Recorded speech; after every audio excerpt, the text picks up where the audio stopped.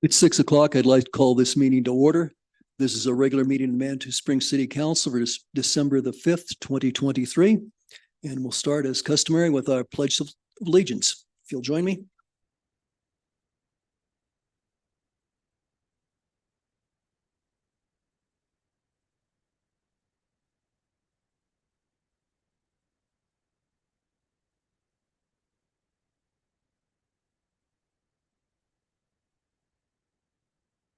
Would the city clerk please call the roll?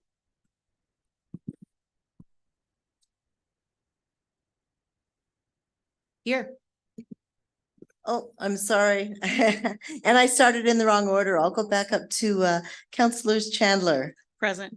Shada, Wolf, Here. Johnson, Here. Weatherholt. Here. And Mayor Pro Tem Fortune Present. and Mayor Graham. Present.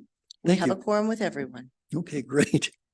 Okay, so council, the next item, of course, is approval of the agenda, which I think you've all had a chance to examine. I would ask you to consider a modification, and that would be to transpose item G3 and G4. G4 is the storm drainage enterprise fund rate increase presentation.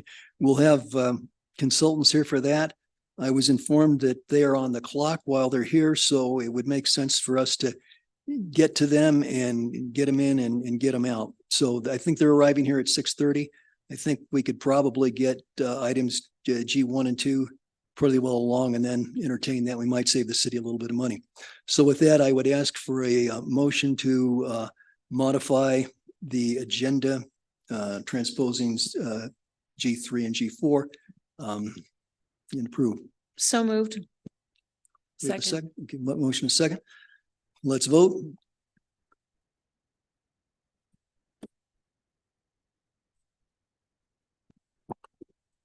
The motion carries unanimously. Great, thank you. Okay, and we'll maybe save the city a few dollars. That'll be a good thing. Okay, next item is public comment on non-agenda items. This is the portion of the meeting when anyone in the audience and the public is invited to speak on a non-agenda topic. I know we have at least one citizen who's interested in doing that. Laura Dye. Laura, you have up to 3 minutes, and please take a seat there at either chair. The button in the middle of the microphone, press it. Should turn green. And then if you would try and have your mouth about 3 inches away from the microphone, that works pretty well. So if you'd start off with your name and address, please. Good evening. My name is Laura Dye. My address is 40 Grand Avenue in Manitou Springs. I have two topics. I hope to stay underneath 3 minutes. One is on parking, residential parking. I read recently that there was issues with Canyon, which was converting to residential parking instead of open to the public. There was the guy that had COPD and wanted to be able to park closer to his house, and you guys were discussing this issue. So just in case anybody in here forgets how terrible residential parking can be if you don't live in one of the areas, I have all this stuff on my phone, so I have evidence, but 8 times there's been somebody that parked in front of my garage and blocked basically my ability to leave my house in the past 30 days. The icing on the cake was today when a 2-man in a truck parked in front of my garage, blocking our entire street for 38 minutes. For the purpose of this argument, I'll say 40. They wouldn't move their truck. They were too busy doing whatever down the street.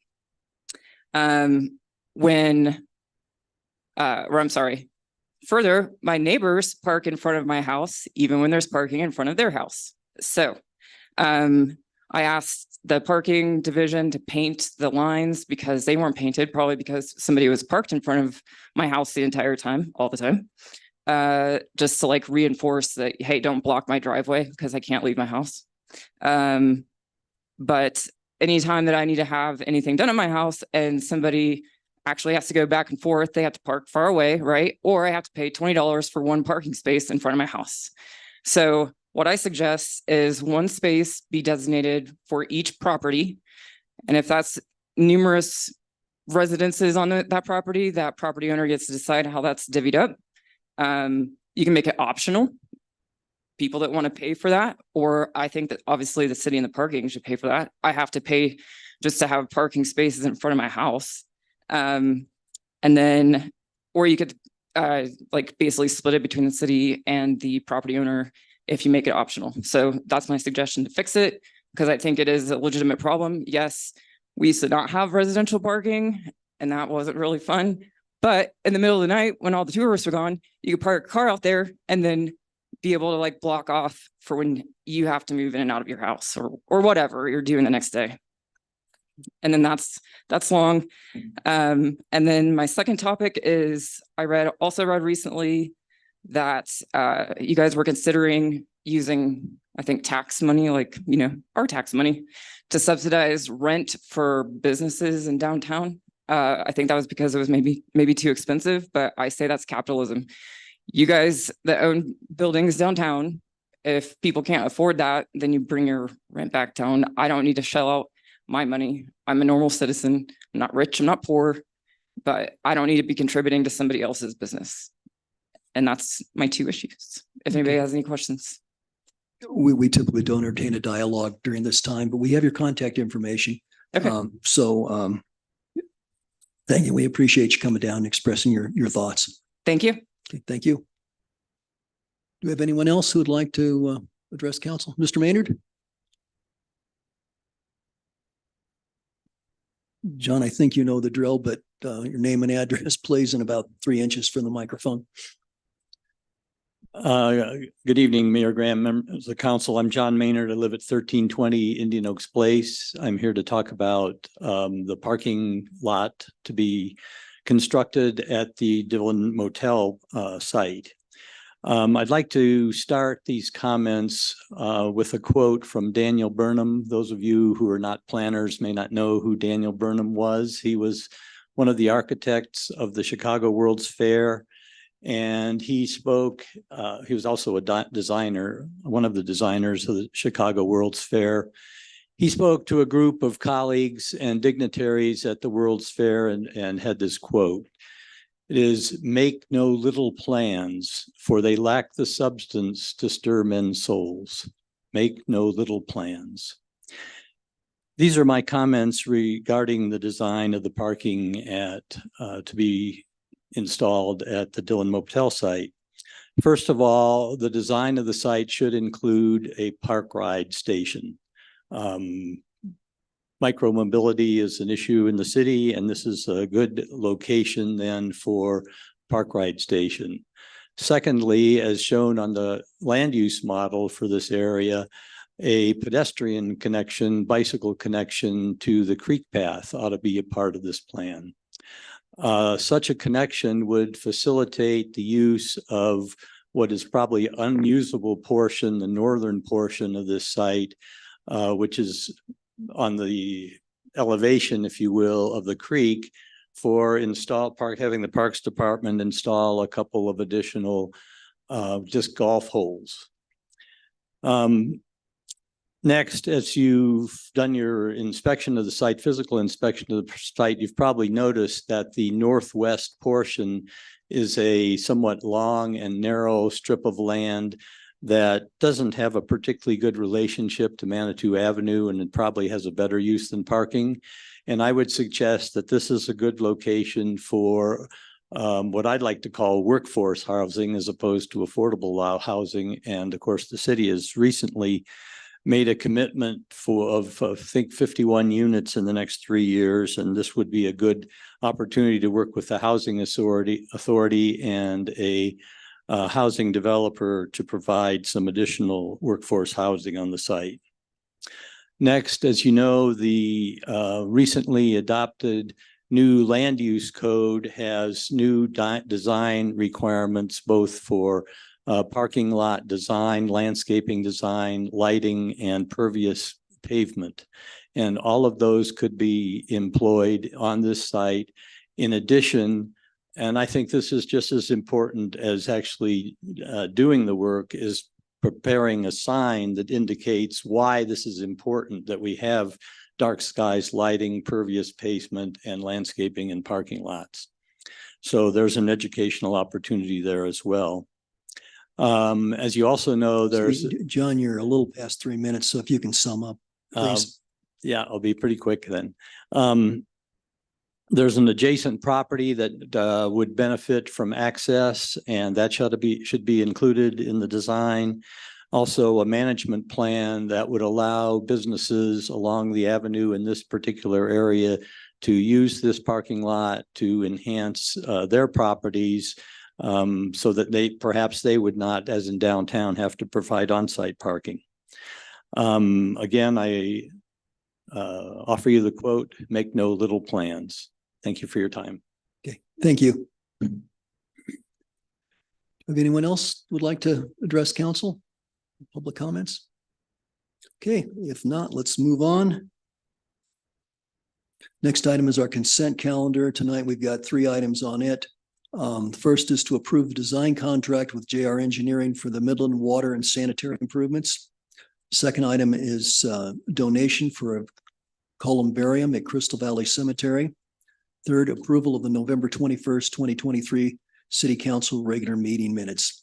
If any council member would like to take an item off the consent calendar, discuss it separately, we can do so. If not, I would seek a motion to accept and approve the consent calendar. Mayor, I'd like to discuss item F2. I don't have a question, I just have a comment. Okay, that's the Crystal Valley columbarium donation. Yes. Okay. So then is that a motion to approve items F1 and F3? I move to approve items F1 and F3 of the consent calendar. Okay, do we have a second? We have a second, okay, let's vote.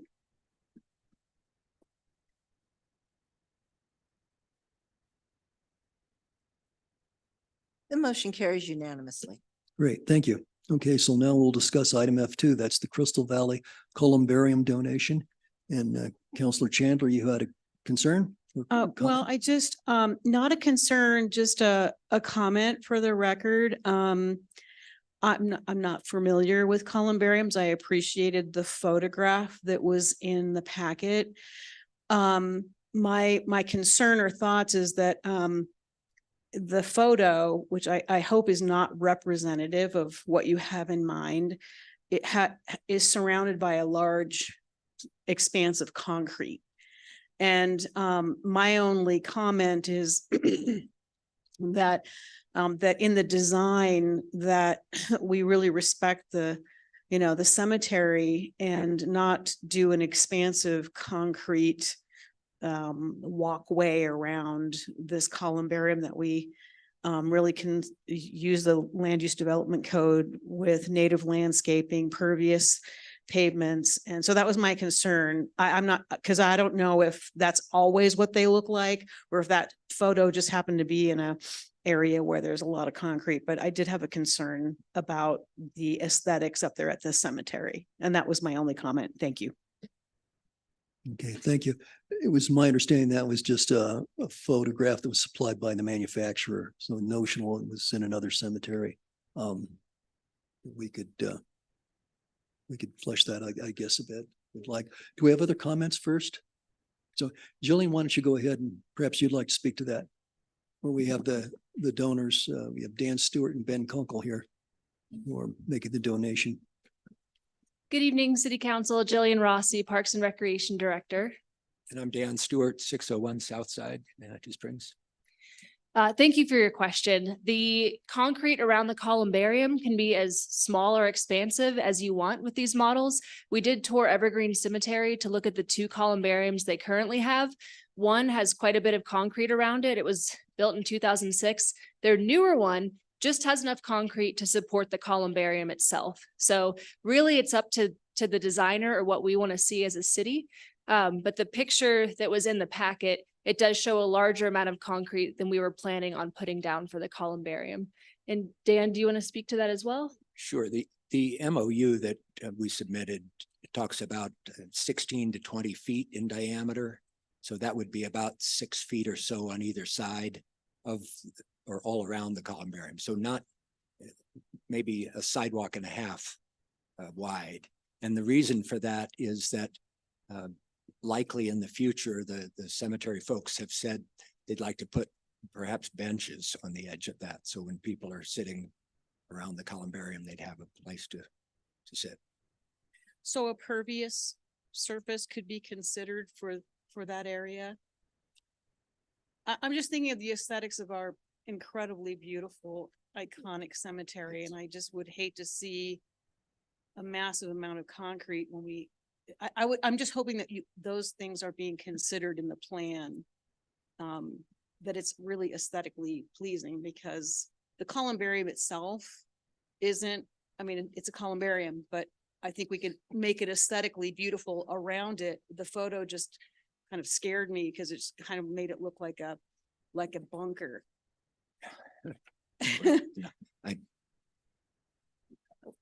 Just this one. I would say that the photograph that you're seeing there, the concrete around it is quite a bit wider. Right, the photo is showing a larger concrete pad than we would plan on pouring. And I think a pervious surface could be totally acceptable for this. That's what I needed to hear. Thank you. Do we have any other? Okay, Julie? Okay, well, I think maybe you answered my question. So we're not going to have concrete there. We can be assured it's not concrete. There's no need for concrete. Is that correct? There is a need for concrete. The foundation absolutely needs to be anchored, surrounded by some concrete. But the expanse beyond the columbarium foundation, we could consider a pervious surface. And please correct me if I'm mistaken, Dan. Well, that's not our understanding. Okay. So, but our intention was to simply have an area around it that people could walk, not be in the mud. Obviously, there'll be landscaping around that. So, and the color of the concrete will not be like this. It'll be a Manitou red. So that was our intention. Julie? Okay, so it sounds like we need to have concrete under the columbarium, or however you say that word. But as to what's exposed that we could see, the public can see, that's just simply like the 1.5 width or the 6 foot width of a sidewalk, if you will. That part doesn't have to be concrete, just the part that we can't see that's underneath this big thing. Is that correct? Well, per the MOU that Dan drafted, the MOU does require the 6 feet on either side of concrete. So thank you. Right, but that's, yeah, so that's where I'm confused, because is it required because it's required and that's necessary so it doesn't topple over? Or is that simply what's being proposed and we could just as easily swap that out for something else? That's where I'm not clear. Is it mandatory that it be concrete visible? Or is that just optional and we could have something different? Do we know? I don't know that we have any standards for columbariums. I think this is the first one we have at the Manitou Cemetery. This is a gift. It's a generous gift. I think it's on the order of $66,000, if I remember correctly from the council packet. But wouldn't the manufacturer be able to tell us what the requirements are when you install such a thing? Well, they do address that in the council packet. There was information there about the requirement for the foundation, the support right directly underneath the columbarium. Right. You know, I would think generally that it's kind of up to the purchaser, to the community, as to what's reasonable aesthetics for their cemetery. I can get into the weeds a little bit here if you Please. Like. This particular design had an option, about a $13,000 option to add a base to the columbarium that would be essentially rock. So it would protect the base. And we looked at that option, thought, well, that's a lot of money for just rock around the base. But the idea was that you want to protect the structure from weed whacking and lawnmowers and things like that. So having some concrete out from it seemed like a good way to protect it. And then from the public use standpoint, that idea of essentially a sidewalk around it also seemed like a good idea, because the public is going to be approaching it and looking at names and dealing with it during services and things like that. Okay, I understand, but it sounds like Julian is saying that it's optional what we use what we make the sidewalk with. The foundation has to be concrete, I get that. And we're being told that the sidewalk all around it can be whatever, just so it's not all muddy. It could be whatever, but our MOU that Dan drafted does state that it does need to be the concrete going out 6 feet from either side. And that needs to be that way because that's what he wants, but not because it's required to ensure the protection of this columbarium. Is that correct? It's required just because that's what he wrote? It is definitely not required to support the columbarium. The concrete pier foundation document that we submitted shows how the structure is supported. Right. The little sidewalk around it is not part of the support for it. Would it bother you if the sidewalk around it was made of something other than cement? You know how we've done research on these different materials to use around town in order to comply with Plan Manitou and our effort to minimize use of concrete. So would it bother you if it was something, what is it called, impervious, various impervious blocks of material or something that was similar to concrete, but it was more ecologically friendly? Would that bother you? Would that be a problem? You really like the concrete. Well, I'm just looking at your I face. absolutely understand what you're saying. Believe me, I'm a great fan of being ecologically sensitive. My sense of this in the spot where it's going to be and the use that it's going to have was that a sidewalk around it was an enhancement to it. I understand what But it you're has to be a saying. concrete side. Right. Well, I have no objection to sidewalk. We're talking about the material. Thank you. Nancy and then Judith. Yeah, I have no problem with a concrete sidewalk. I think, as I understand it, the people will walk around it to see the plaques and so on that we put on the outside. And I also have seen what happens in cemeteries when weed whackers and mowers go by very old or very new stones and so on, and it's very destructive. So I think that just in terms of we talk neatness and maintenance, as well as for people to experience appropriately the columbarium, that the sidewalk, a concrete sidewalk, is appropriate in this application. Thank you. Judith? Thank you. I don't know if it's possible to show the picture. I think that would help us. It's in the packet. If we could put it on the screen. I'm please understand where I'm coming from. It's an incredible gift and I am not opposed to the columbarium. Okay, so let that be stated.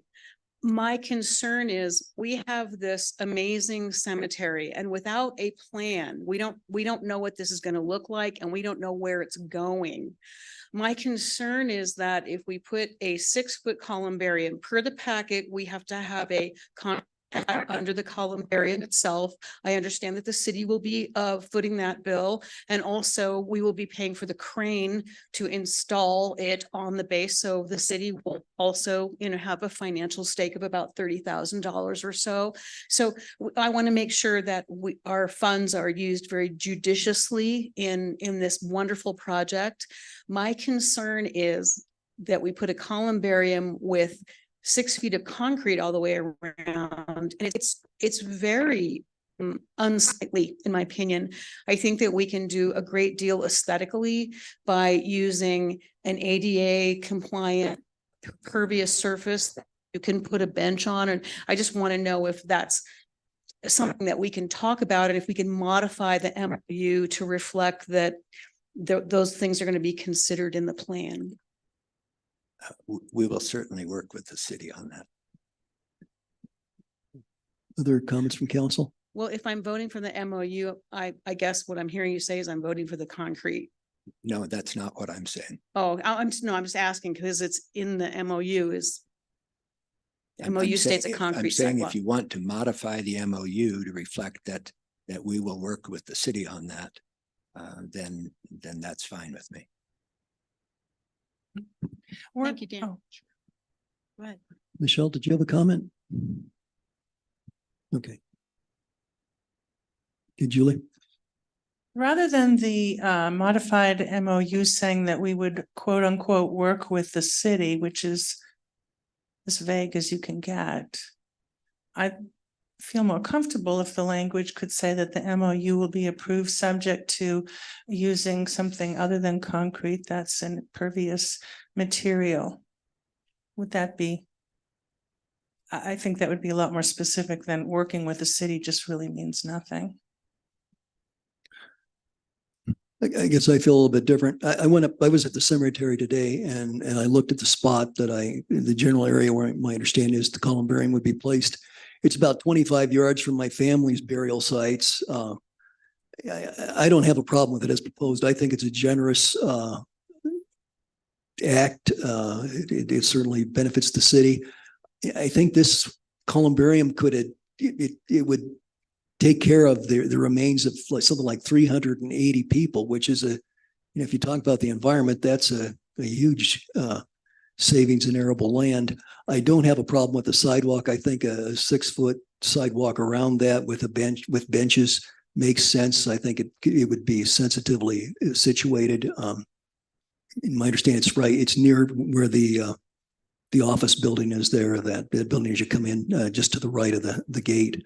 I think this is it's a nice gesture. The city, this is the city's financial participation is only about a quarter of the cost of this whole project. So I'm in favor of it as proposed, as the way the MOU has been presented to us. So I will move that we accept we approve the columbarium donation as presented per its MOU.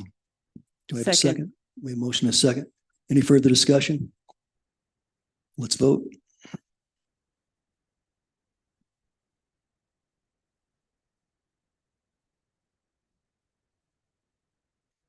The motion fails. There are, I'm sorry, the motion carries. In favor is Councillor Johnson, Mayor Graham, Mayor Pro Tem Fortune, and Councillor Weatherholt.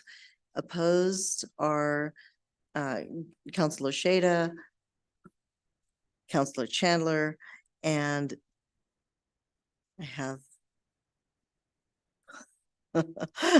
who am I missing? Well, yes, Councillor Wolf, thank you.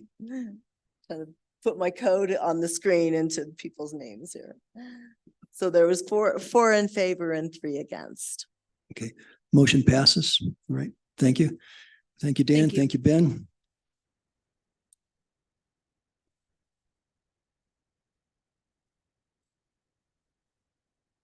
Okay, next item, business item G1, second reading and public hearing on ordinance number 1323, an ordinance adding a new chapter 12.40 to the City of Manitou Springs Municipal Code concerning public park hours. And this is something we, of course, have dealt with on first reading a couple of weeks ago. So Jillian, if you'd like to refresh our memories or bring us up to date, that would be fine. And of course, we'll have a public hearing. All right, good evening. I'm not used to facing this direction. Jillian Rossi, Parks and Recreation Director. Bill Otto, Chief of Police.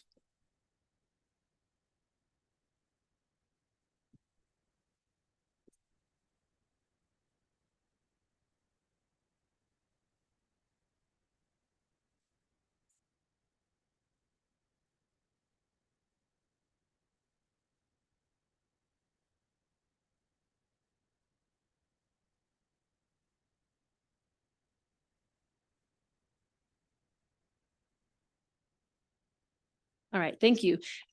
So this is the second reading of ordinance 1323, and you've heard this background before, and I'll be brief. Oh, and I can move this. So currently park hours are not listed in our municipal code. Having codified park hours will support a safer park system and allow for enforcement to take place.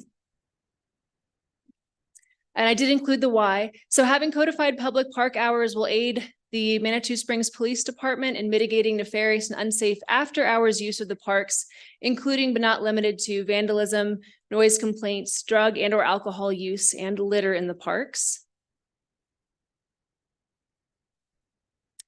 And pictured here are current signage in the park system. This is great timing as we'd be updating our park signage to reflect the new ordinance and make it all uniform throughout the park system. The proposed park hours are 5 a.m. to 10 p.m. year round, and you'll notice the change is during the first reading, we proposed 5 a.m. to 9 p.m. for half the year and 5 a.m. to 10 p.m. the other half. And it was voted to change it to 5 a.m. to 10 p.m. year round. So it's the same park hours throughout the year. There would be a few exceptions for city permitted activities, administrative order from the city administrator or designee to extend or limit the park hours, and city employees in the performance of official duties. And are there any questions? Any questions, council? Julie? So maybe this is a question for the chief. So historically, you mentioned something last time about people sleeping in the gazebo, and your staff or the staff of the city would try to set up early in the morning for an event or a wedding or something, and then they would have no authority to ask the sleeping people to get out of the way or leave. Can you elaborate on that? I'm not sure if I summarized that accurately. I don't recall answering a question that you just presented to me. I do remember talking about people sleeping in the gazebo and staff or the police having to go over and ask them to leave. And they would always leave. I mean, they would leave. Eventually, some people listen or respond the first time we ask them. I myself have gone back 2 or 3 times to the same person who has said they are going to be leaving. Give me a few minutes, get my stuff together. We go back and check. They're still there sleeping. Eventually, yes, they always do leave. It may take some prodding or helping them get their stuff together to get them out of there. Thank you. Other comments or questions from council at this point? Michelle? This is for the chief also. So those people getting off work after 10 p.m. and they're walking through the park, it is at the police officer's discretion on trespassing or? Oh, I'm sorry, I thought somebody else said something. I would say technically, yes, if it's written in the ordinance that there's no trespassing after a certain time. That's what it means. Again, I just can't picture an officer citing somebody saying they're walking to their car right there. Again, I can't give any 100% assurances that it wouldn't happen, but I can't think of a situation where an officer would do that. Thank you. Nancy? Yeah, I remain uncomfortable with this ordinance, and we have ordinances already for camping, littering, drinking in the park, smoking in the park. None of those things are allowed as it is. And I haven't really heard what problem we're trying to solve with this other than a maybe. And you just said that most people leave, so they'd leave anyway if you ask them to leave. And I just don't think, and I also am concerned about the fact that we're making it technically illegal for folks to walk through the park after 10 o'clock. And I think it's great that the police will use their discretion and not cite them, but it still seems like the majority of people who walk through the park after 10 o'clock would be actually doing something illegal, which makes me uncomfortable. So I'm not sure what the real problem is that we're trying to solve here, and if this is the best way to solve it or not. Thank you. Other comments from council before we do the public hearing or the public comment portion?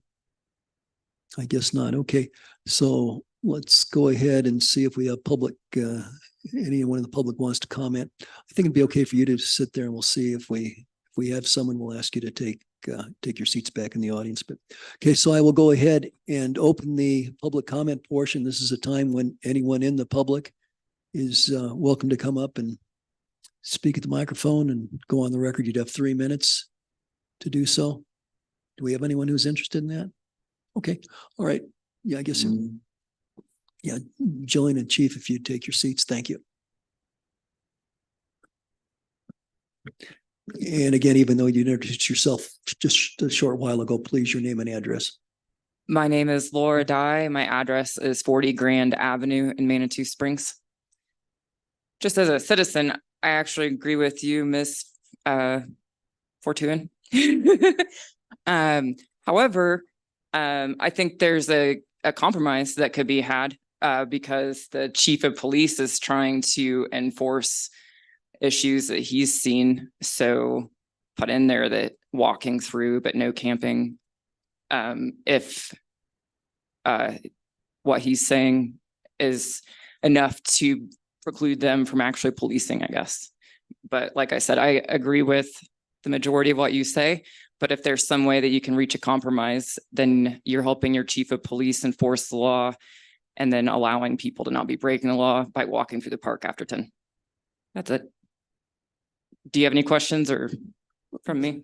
No, thank you. Do we have anyone else? Just a minute. And did we have anyone in the public send an email or anything? Okay on that. Okay. Judith, we're still in public comment here, so let me see if we have any. I'll ask again if there's anyone who wants to speak to this before I close the public comment portion. Okay, if not, public comment is closed. Judith, you had a question or a concern? No, just a comment, in the previous discussion on this item, one of the reasons that I was leaning towards supporting it is that we do have posted hours and they're different in each park, it seems. And so I looked at this as a pilot, because everything's a pilot, to have some consistency citywide. And I think 5 a.m. to 10 p.m. is reasonable to post citywide. So it really, in my personal opinion, it clears up some confusion in the signage that we have currently in town. Thank you. Okay, thank you. Council, we're open for discussion. Mr. Parker, did you have a comment? I You was wanted just to gonna make? make one quick comment, depending on how you want to vote, if you do think about voting in favor of the ordinance, after reading it again and talking to your staff, I think that last sentence probably isn't necessary. The second to last sentence gives the city administrator or designee the authority to extend or limit park hours as the administrator deems necessary. That last sentence kind of says the same thing almost in a little more complicated manner. I think it was originally there when the ordinance had two different sets of hours or two different times. And that 10 o'clock on the last sentence was 9, which would have allowed the administrator to close it early when it was open till 10. But it kind of just duplicates the second to last sentence in a more complicated way. So I think that probably could just come out if you do decide to approve it. That would be my recommendation if you're going to vote on approving it. And Jeff, could you just read that sentence for us? I think Yeah. most of us have it up here, but just so we're sure what you're talking about. Yeah, I'll read you the last two sentences. What the second to last one is: the city administrator or designee may, however, extend or limit public park hours by administrative order. And the last sentence says the city administrator or designee is further authorized to promulgate any necessary rules or regulations, closing any public park roads, vehicular access areas, or trails beginning at 10 p.m. at any time during the year. So I think that it's kind of the same authority to basically, but really only says she could close them at 10. And if you're all closing at 10 anyways, I don't think it makes any difference. It's not really necessary. So. Okay, thank you. I think that's helpful. Yeah, your staff noticed that and I should have caught it earlier. I just think it's a good Okay. change. Great. Other questions or comments from staff or from council, excuse me. Okay, so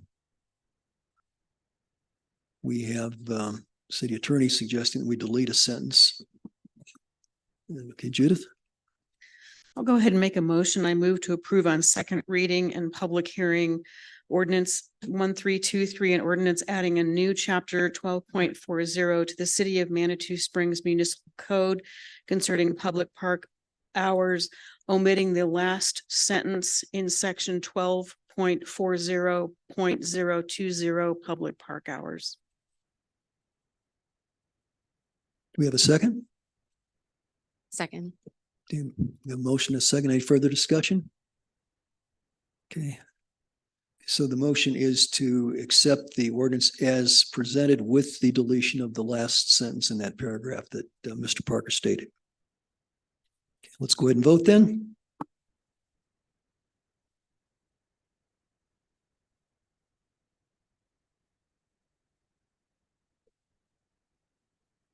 We have a 4-3 vote. Voting in favor, Counselor Johnson, Mayor Graham, Counselor, I need to get a better note here. Counselor Chandler and Counselor Weatherholt. Voting against, Counselor Wolf, Counselor Shada, and Mayor Pro Tem Fortune. Okay, thank you. All right, let's move on then. To item G2, first reading of ordinance number 1523, an ordinance amending section 5.06.150 of the Manitou Springs Municipal Code concerning distance limitations from public or parochial schools. See, and Denise, I can lead that discussion. okay, yeah, if you Judy, like. yeah, if you go ahead, please. Yes. This has been discussed at your last meeting. It arose from a potential applicant desiring to apply for a tavern license at 702 Manitou, which is the old Stagecoach location. That location is within the 500-foot limit in the state law for a tavern license to be located. You have authority under the liquor code to change that. And after discussion at the last meeting, the method you chose to change it was to reduce the distance limitation for a tavern license to 430 feet. That's what this ordinance accomplishes. Great, thank you. Any questions or comments from council? Julie? Thank you. This is a question for Jeff Parker. So the way the ordinance is written, if a parochial school or any school wanted to set up a school building within the 430 feet, would they be allowed to do that?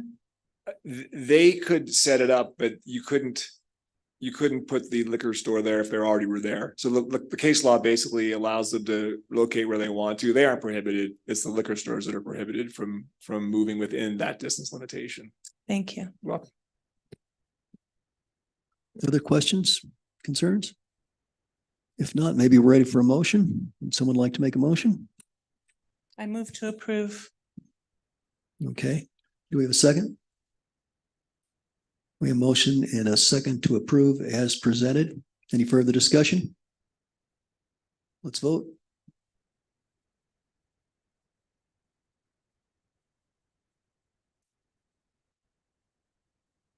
I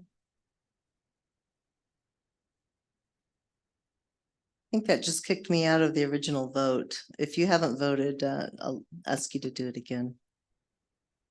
Okay, so the instruction is to vote again. Yes, it kicked me out rather Okay. than closing it. Motion carries unanimously. Great. Okay, thank you very much.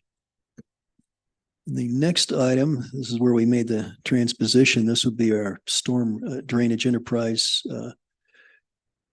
fund rate increase presentation. And we've got Becca Davis, our finance officer, to get us started.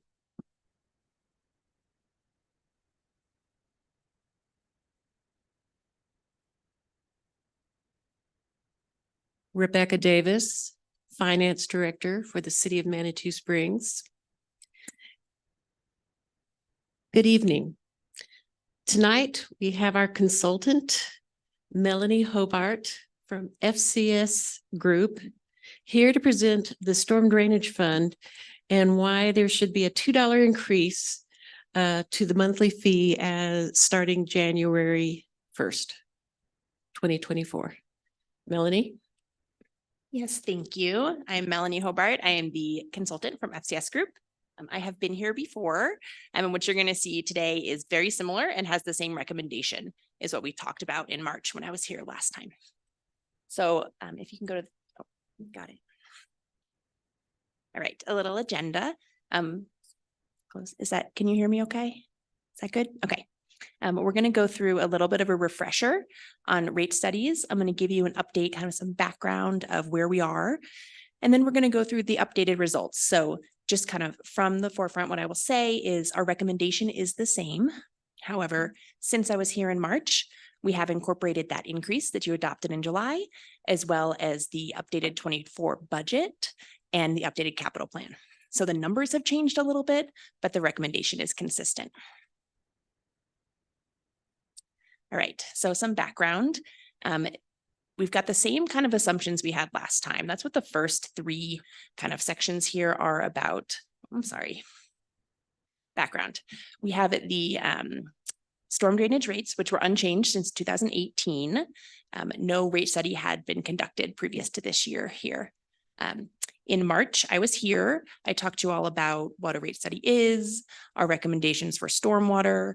At the end of that, the recommendation was a $2 increase in July, and then again in January to cover your upcoming needs. In July, you did adopt and implement that $2 increase to the monthly bill. And now we're going to look at those longer term recommendations again and answer any questions you might have at this point. Okay, so for some background, a rate study is takes into account a lot more than just the finances. We work with city staff, we look at the capital plan, we look at the operations, we look at the finances, of course, but mostly it's a plan going forward and it brings it all together. When we talk about utility rates, there's really two types of costs. They come together and our goal is a long-term forecast. So we're going to put together a sustainable rate structure for you, a rate path that can continue to cover the cost of the services you're providing at the level of service you are providing. So the two types of costs, we have the operating costs. Those are going to be your ongoing, they're pretty consistent, things like salaries, maintenance, those types of costs, utilities. They are going to be consistent year over year. They are going to go up by inflation. Then we have capital costs. Capital costs vary year to year. They have different funding sources. We're going to talk a lot about rate funding, but you also have grant funds coming in as well. So those are funded in different ways. They are not consistent year to year. This is one of the things that makes the planning challenging, is that you have your operating costs, but your capital changes. And as your capital changes, knowing what's coming a couple of years out and being able to plan for that can really help your customers not deal with large increases. All right. The main thing we're looking at today is a revenue requirement. It's kind of the basis of a rate study. A revenue requirement is a multi-year evaluation, but it's looking on a single year basis. So year over year, what is the required amount of revenue you need to provide services at your level of service? So what we're doing is we're taking all of these different components in, and you can see 6 of them listed up here. We already talked about some of them. All these different pieces. We've got your costs, we've got your debt service obligations, we've got your financial policies, all these different pieces. We bring them together, and on a year-to-year basis, we look at, can you cover your needs? Can you continue to provide service with the rates as you have them now? And what would be the impact of changing those? What are your options going forward? Just to step up a little bit here, I want to do a little bit of a background on what a storm drainage utility is. Of the utilities, this rate study that I've been contracted for is water sewer as well. When we talk about the different utilities, storm is the least tangible. It's the hardest to understand. So I wanted to put this in here. This is city language about what the storm drainage utility does. And you can see here, there are operating costs and there are maintenance costs for a variety of different types of structures. They're all listed right in the middle here. Inlets, storm drain pipes, channels, culverts, and open conveyances. The reason you have these structures, there's 2 key reasons. One, flood mitigation to keep your city safe and habitable and running in events of extreme rain. And also they're required. Put simply, they're required. You have a MS4 permit, which is a regulatory requirement that you maintain and operate the system under these standards. All right. So looking at the assumptions we used in the study, these haven't changed since last time I was here. We did review them a little bit. The first 2 are about inflation. We have a little bit higher inflation in the first couple of years. After that, we're looking at 3.5% annually for both the general and capital. We have assumed no growth rate as the city is built out. This is a conservative assumption. The inflationary goes into costs. We wouldn't want to under forecast those because you wouldn't have enough to cover your needs.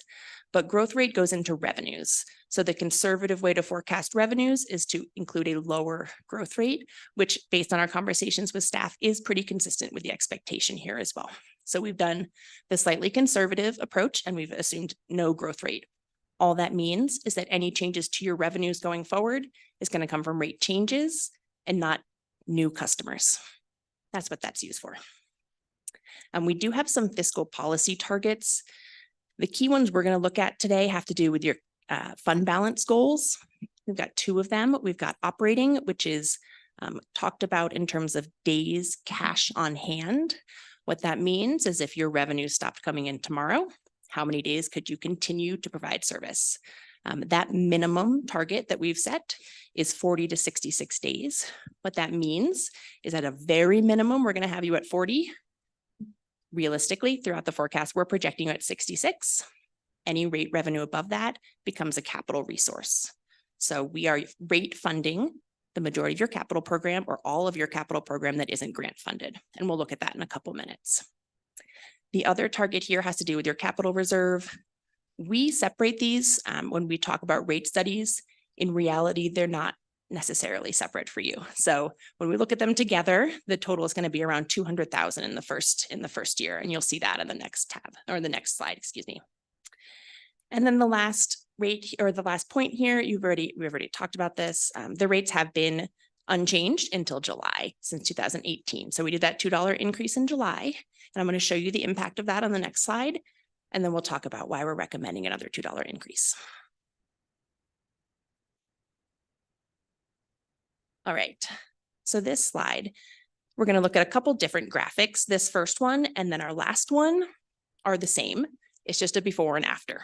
So this here is your ending fund balance. So how much cash do you have in the bank at the end of the year? What we've done here, how we get here. So let's take 23, for example. We start with the beginning fund balance. We push all your revenues and your expenses through. We look at your capital program, any grants, we put it all through, and we look at where you are at the end of the year. That's what's represented here in those first two columns. The reason there are two columns in each year is the impact of the July increase. So the navy columns represent where you are now after that $2 increase. And the gray columns are where you would be without that $2 increase, but including all the updated costs. So it does have your updated budget, your updated capital plan. If you hadn't done that $2 increase, you can see your funds would be depleting much faster, particularly in the second half of the forecast.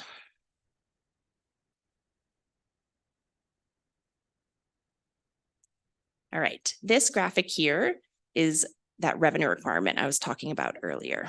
What we have here is a little different. In this graphic, the columns are annual expenses. So they stack up. You've got three main types of expenses. You've got your operating expenses, as we talked about earlier. That's going to be your salaries, your maintenance, kind of those ongoing projected costs. Those are generally speaking going up by 3.5% overall per year. The one nuance you will notice here is that they actually do drop in 24 from 23 to 24. That reflects the updated budget that we included in the forecast. So that's just a change in budget number from the 23 to the 24 budget. So you do have a little bit of savings there when we look at the forecast going forward. What we've got above that is your rate funded capital. That's going to be your rate revenue that's going into your capital plan. So that's your rate funding that's paying for your capital needs. And then on top of that, at the very top is your existing debt. These are just a number of lease payments. They do decrease throughout the forecast. I believe that starting in 2026, they're around 50,000 per year. Those are ongoing, those existed. Those are just annual obligations you have. On this graphic also, you will see the lines here represent your revenues.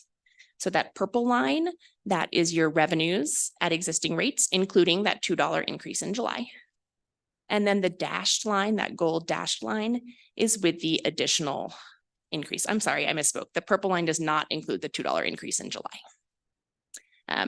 At the top there, you can see our recommended annual increases. This is consistent with what we recommended in March. The way the changes came in, you have a little bit lower budget, you have a little bit higher capital.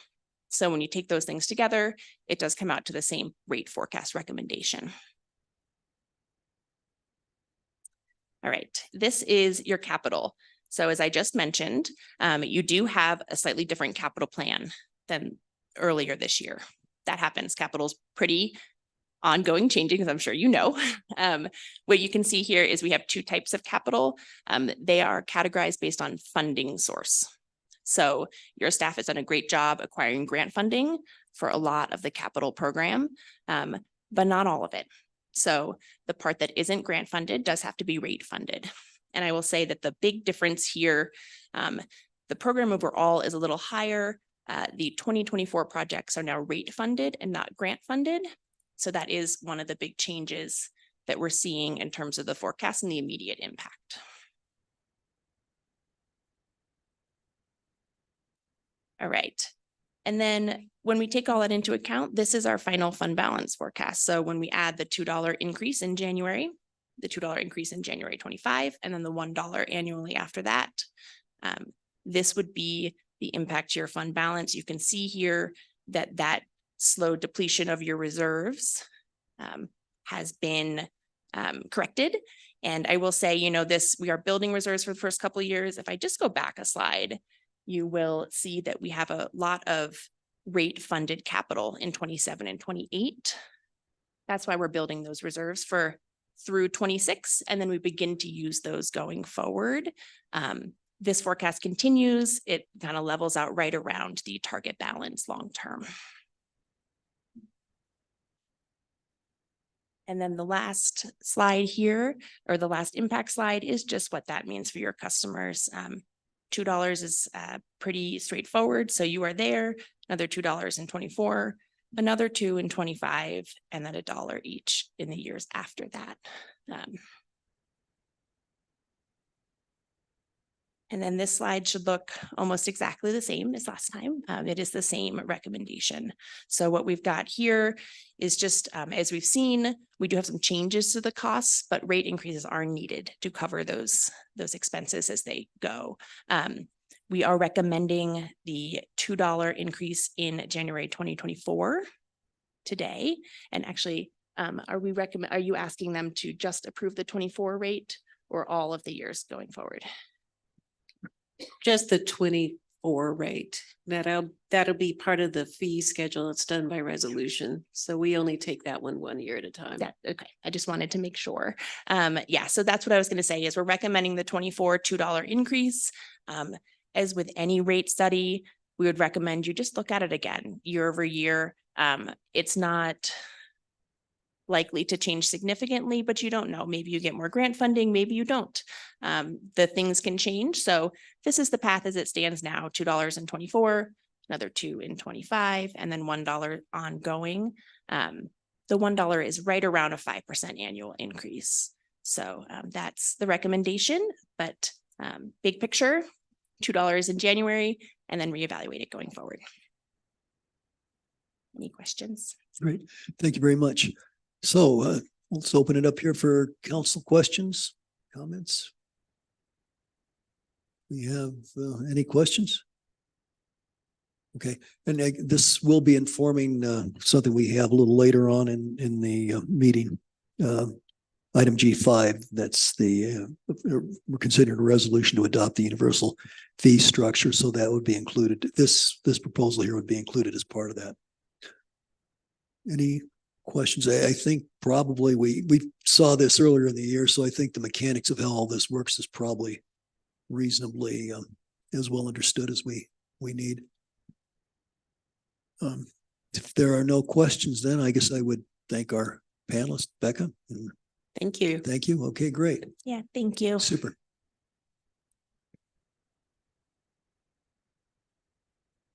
Okay. Okay, now we go back to what was originally known as G3, first reading and public hearing of ordinance number 1423, an ordinance adopting the annual budget and appropriating funds for fiscal year 2024 and amending the annual budget for fiscal year 2023. And we've got Becca back to walk us through this. We've had several meetings preparatory to this, a day-long work session where we heard from all the department heads and got their take on what they thought needed to be done and what kind of money they needed. And then several weeks ago, we had our various boards and commissions present their budget ideas. So Beck, as soon as you're ready, you have the floor. Rebecca Davis, Finance Director for the City of Manitou Springs. And good evening again. So, per state law, the city must approve their budget before they can certify their mill levies for next year. And normally that would be by December 15th, but in this case, that timeline has been extended due to that emergency session the state had where they extended their they extended that time because they put in some changes to the real property assessment rates. But the city is still required to approve the budget by December 31st. That deadline still stands. Now, this budget that is being presented tonight for a first reading also has to have a public hearing. And this is because of the city charter, which says that there must be a public hearing for this budget by December 10th. So that's why we have this public hearing in addition to first reading, which is a little unusual, but per our acting city clerk, this accomplishes that task. Now, the budget was presented to City Council on October 14th at a Saturday retreat. I'm sure you all remember that. It's an exciting time for me. And then City Council had a budget discussion on October 24th, and then boards and commissions presented on November 14th. So this budget should be fairly familiar to you at this point. And the budget covers 13 funds. And for the general fund, it's forecasted to have a 2024 ending fund balance of close to $5,500,000, which is a nice, healthy reserve. It's over the requirement that is recommended by the Government Finance Officers Association. And this is going to cover a lot of projects. So in 2024, we're going to add that second water tank and the second section of Soda Springs Park, pool and Shriver Park ADA bathrooms, more work on the Creek Walk, purchase and demolition of the Dillon Motel, upgrading of the water treatment plant, and replacing the Upper Midland water and sewer lines, excuse me. And of course, roads and sidewalks are also covered in this budget. Now, but please keep in mind that we have two very large projects on our doorstep, which will be started in 2024, but we don't yet have all the exact costs for yet. And they're going to roll over into 2025. And that would be the pool and Hiawatha Gardens. And then there's a third project, which won't even be started until 2025, but I'm sure City Council's pretty committed to it. And that's the last third of the Soda Springs Park. So while I have kept the 2024 sales tax revenue forecast flat to 2023, my research is indicating that economists are feeling that 2024 will not be a very robust year for the economy. So that will definitely be something we really have to keep track of. And that's why my recommendation to City Council is to not plan for any additions to the budget in terms of new capital projects or assets until after we see how our revenues fare during the summer. But at this time, our fund balance is good. And it's good that we built it up this high because it does provide a nice safety cushion in case things do not perform as we have forecasted in the revenues right now. But that's really all I want to say about the budget at this time. And I would love to answer any questions you may have. Okay, great. That's a nice offer.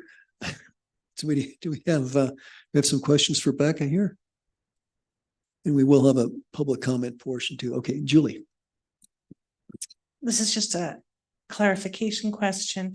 So in the budget book, I see under capital improvement fund that there's $946,279 set aside for Hiawatha. But then in our packet on page 50, it mentions that there's 246 grand and some change being transferred over to the Hiawatha. So I just didn't know if the $946,000 figure includes the funds being transferred from, I'm not sure where. From the general fund. Yeah, does that include, can you? Yes, in the clarify? capital improvement fund, there's actually two funding sources for Hiawatha Gardens. And this is in addition to the PPRTA funding, which is an entirely different fund. But in the capital, there's match grants that have been going to that. And then also there's the money that's been allocated by city council, previous capital improvement retreats or work sessions. Was it Work session? Work session. So that 900 that you mentioned is not, it includes that transfer. But additional money is coming from match grants. So it includes the transfer, but it doesn't include match grant money that we're anticipating, but that's just the cash set aside at this time that we have. Is that what that means? No, I've also budgeted money. I budgeted about 75,000 as a match grant for 2024. But of course, that'll be a decision city council makes later, but I have to go ahead and budget for it. Something. Oh, so the 946,000 includes the 70,000? 75 that I budgeted. Okay. That's my only question. Thank you. Thank you. Okay. Other councilors, Judith? Just to follow up on Councilor Wolf's question, does the 946,000 take into account the money that the $500,000 from the COG? Is that a separate? Good point. I totally forgot. That is also in the budget. So match grant, COG money, transfer from the general fund. So thank you for reminding me of that. I just totally slipped my mind. Okay. And Becca, it was several weeks ago, we had the boards and commissions in and they presented their budgets. Are all those requests represented in the budget here? Or do we have some exceptions? Almost all. On the, let's see here.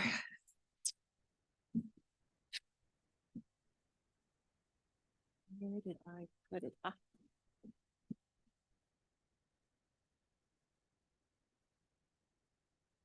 So for the historic preservation, they what we have in the budget is 5,000 for their mini grants, which is what they've been traditionally using for their mini grants. And I don't know if they've ever given all the way up to 5,000, but for 2024, they were requesting 10,000 for their mini grants.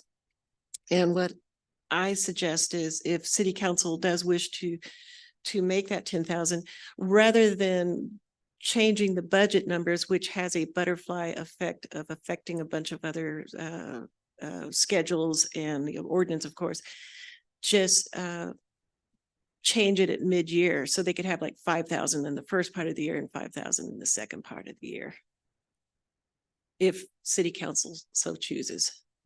And then the other thing that isn't in here is the URA, their sales tax. There is no distribution of sales tax to the URA in this budget. And so they had quite an extensive request. Now they are getting the property tax.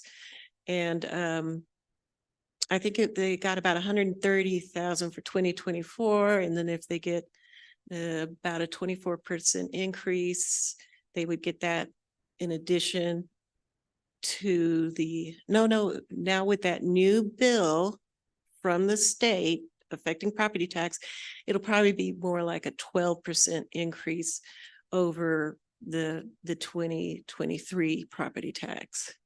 So they are getting that, but this was a additional, I believe these requests were for the sales tax. Great, thank you. Other questions this time? Julie?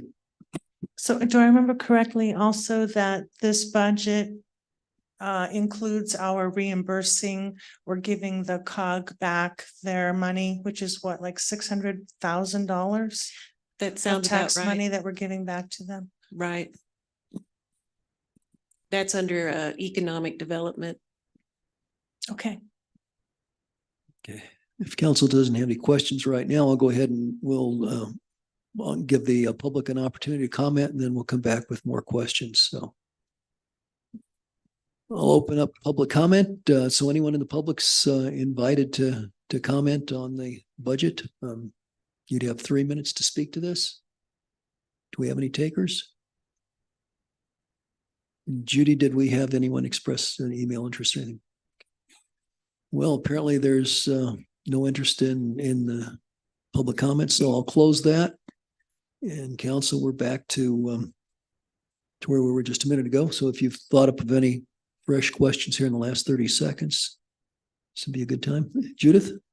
This doesn't really affect this budget, but since Counselor Wolf brought up the COG reimbursement, per the agreement, we're supposed to be getting ridership numbers from the COG, and our disbursement of funds are dependent on those numbers. And so I strongly, want those numbers to be provided. And I don't know if we typically cut the check in March. Is that my understanding? That is When correct. are the ridership numbers usually disclosed to us, when they are disclosed to us? Now, I believe the ridership numbers were given either late February or early March. Is that something that typically council is reported to council? Because I don't recall ever seeing those numbers. I can definitely put that out as a email to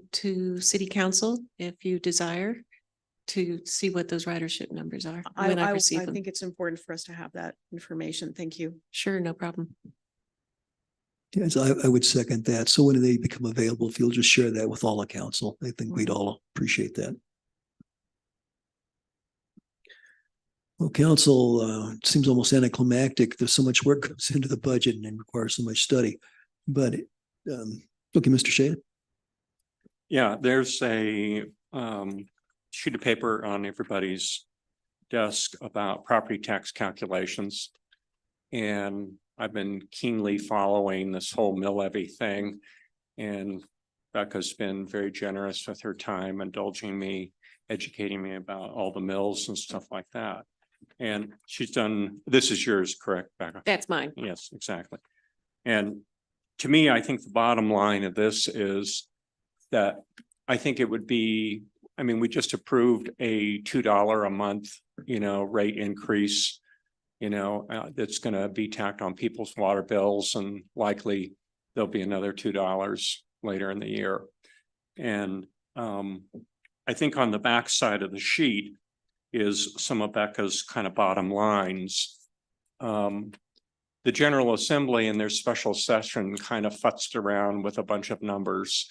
And if you follow all of Becca's calculations and whatnot, they made some minor adjustments to things in their special session. But I think it would be, given our healthy budget amount, I think it would be great if we would show a gesture to our residential and commercial property owners in town that we would change our budget to basically have 925,461, which is in the last paragraph on the reverse side there, which was the amount that Becca calculated from, you can see it in the budget in terms of our previous year. And that would be something that if we put this in the budget, then we would have room to adjust the mill levy. Okay, that we have to certify. And when is that coming up, Becca? When will that be before us? The deadline is January 10th to certify. I won't get the final valuation numbers from the county until January 3rd. That's per that state emergency meeting they had. So I get it January 3rd. I perform my calculations. Right. I bring it to city council at a special meeting on January 9th for your approval by resolution. And then I certify on the very next day, January 10th. So the bottom line is, as I'm interpreting this, is that I think if we put in our budget to just keep our property taxes flat, okay, then with the final numbers that Becca's talking about coming in late December and January, she could calculate back out essentially this mill, which might not be 9,472, it might be 9,321 or whatever. Right. Okay. I can And- just back into it. Yeah, very exactly. easy. Right, exactly. So that's what I think we ought to do. And I think that's a reasonable adjustment. I think, people in the commercial sector, people who are renting things are oftentimes on triple net leases, which means that all of this property tax increase is just going to increase their rents. Okay. You can see she did some calculations for a residential property, which would grant them a savings of $35.37. That seems like, pretty small fry, but I guess I want to draw people's attention to kind of what overall she used a case, which was property valuation of $500,000 in her sheets.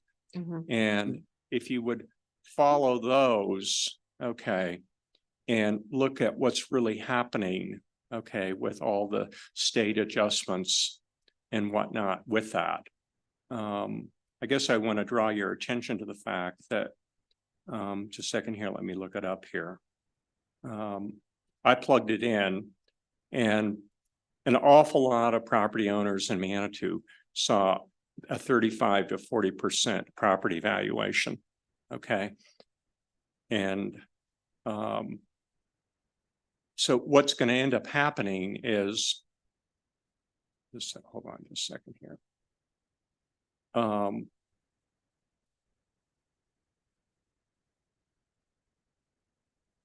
People are going to end up with, starting out in the year, they were going to end up with almost $1,000 increase in their property taxes.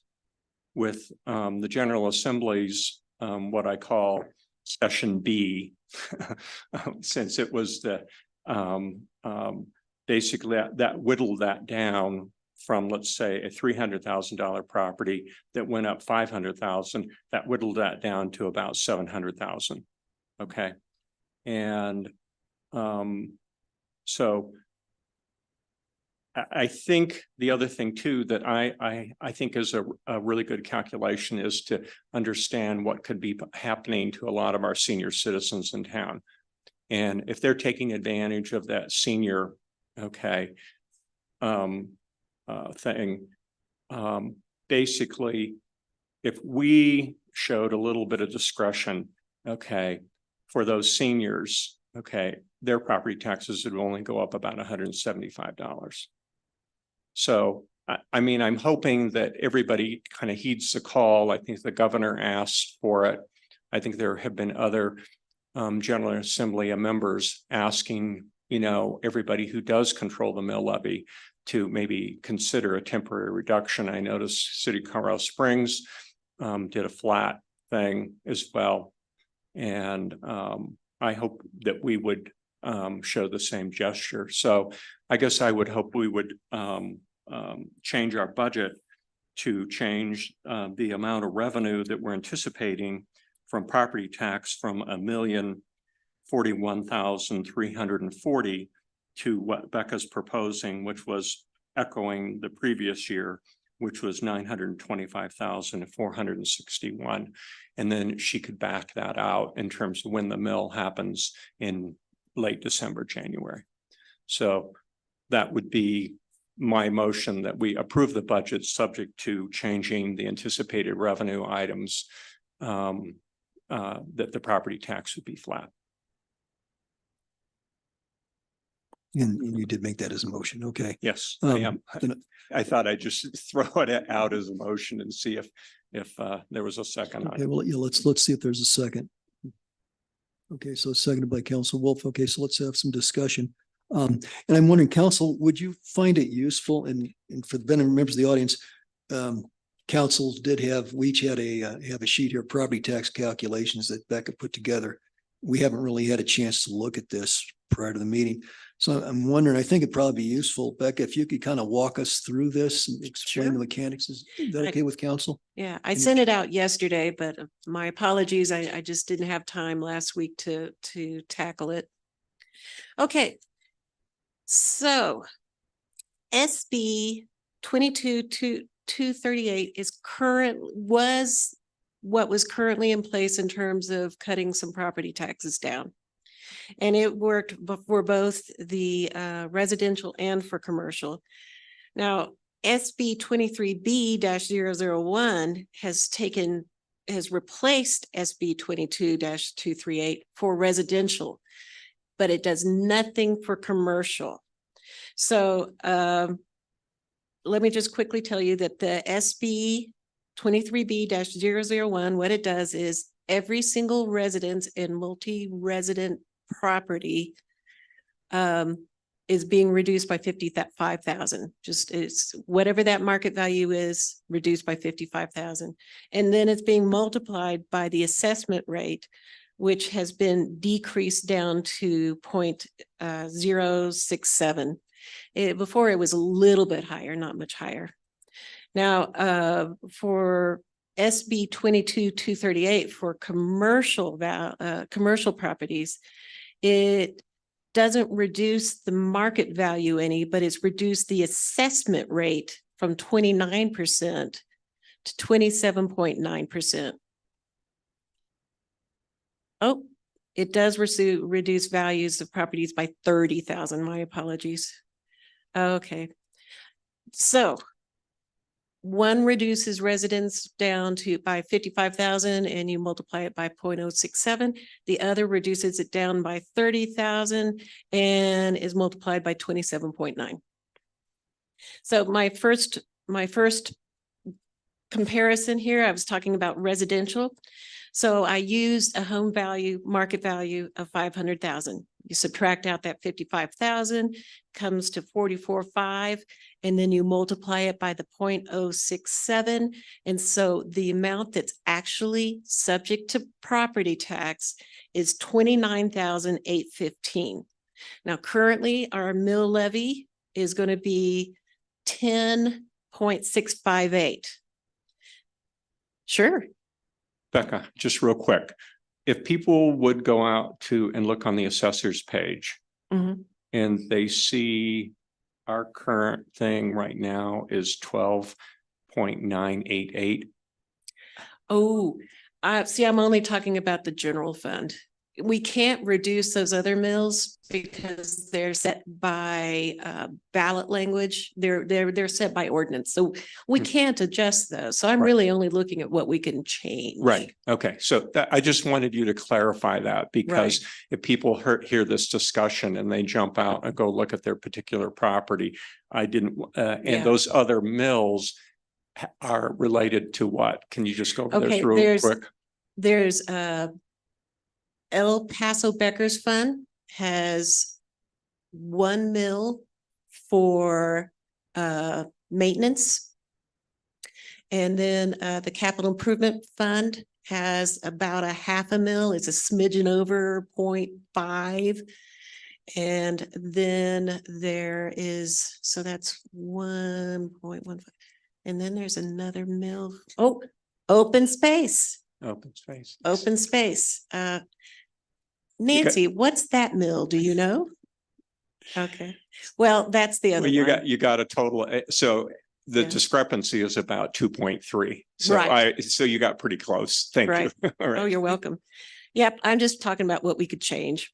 So the mill that I'm looking at right now is 10.658. That includes some abatement costs, abatement that we are always allowed to recapture the next year.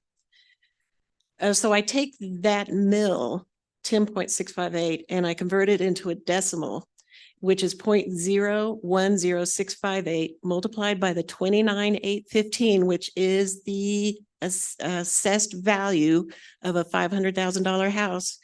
And the tax comes out to 317.77.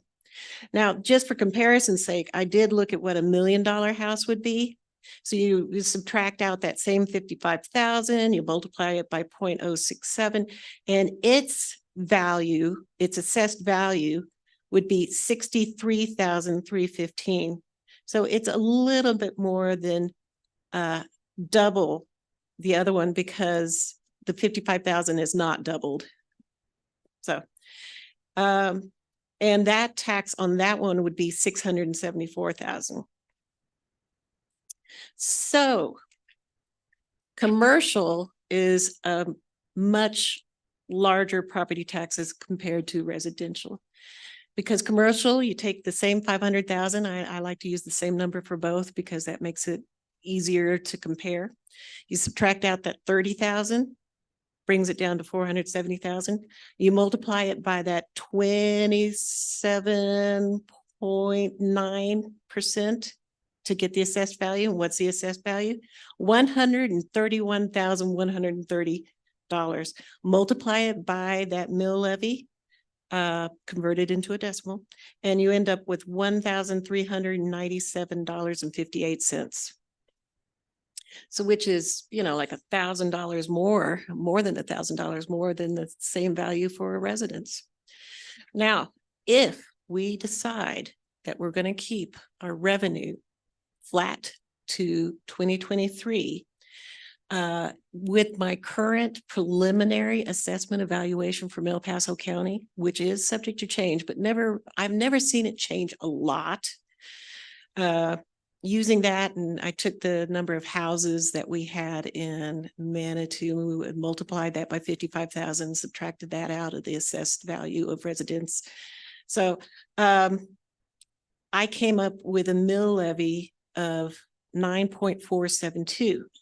So when I use that mill levy by that house value of 29,815, I come up with a savings of $35,037, which may not seem like much, but what's the old thing? Every dollar counts.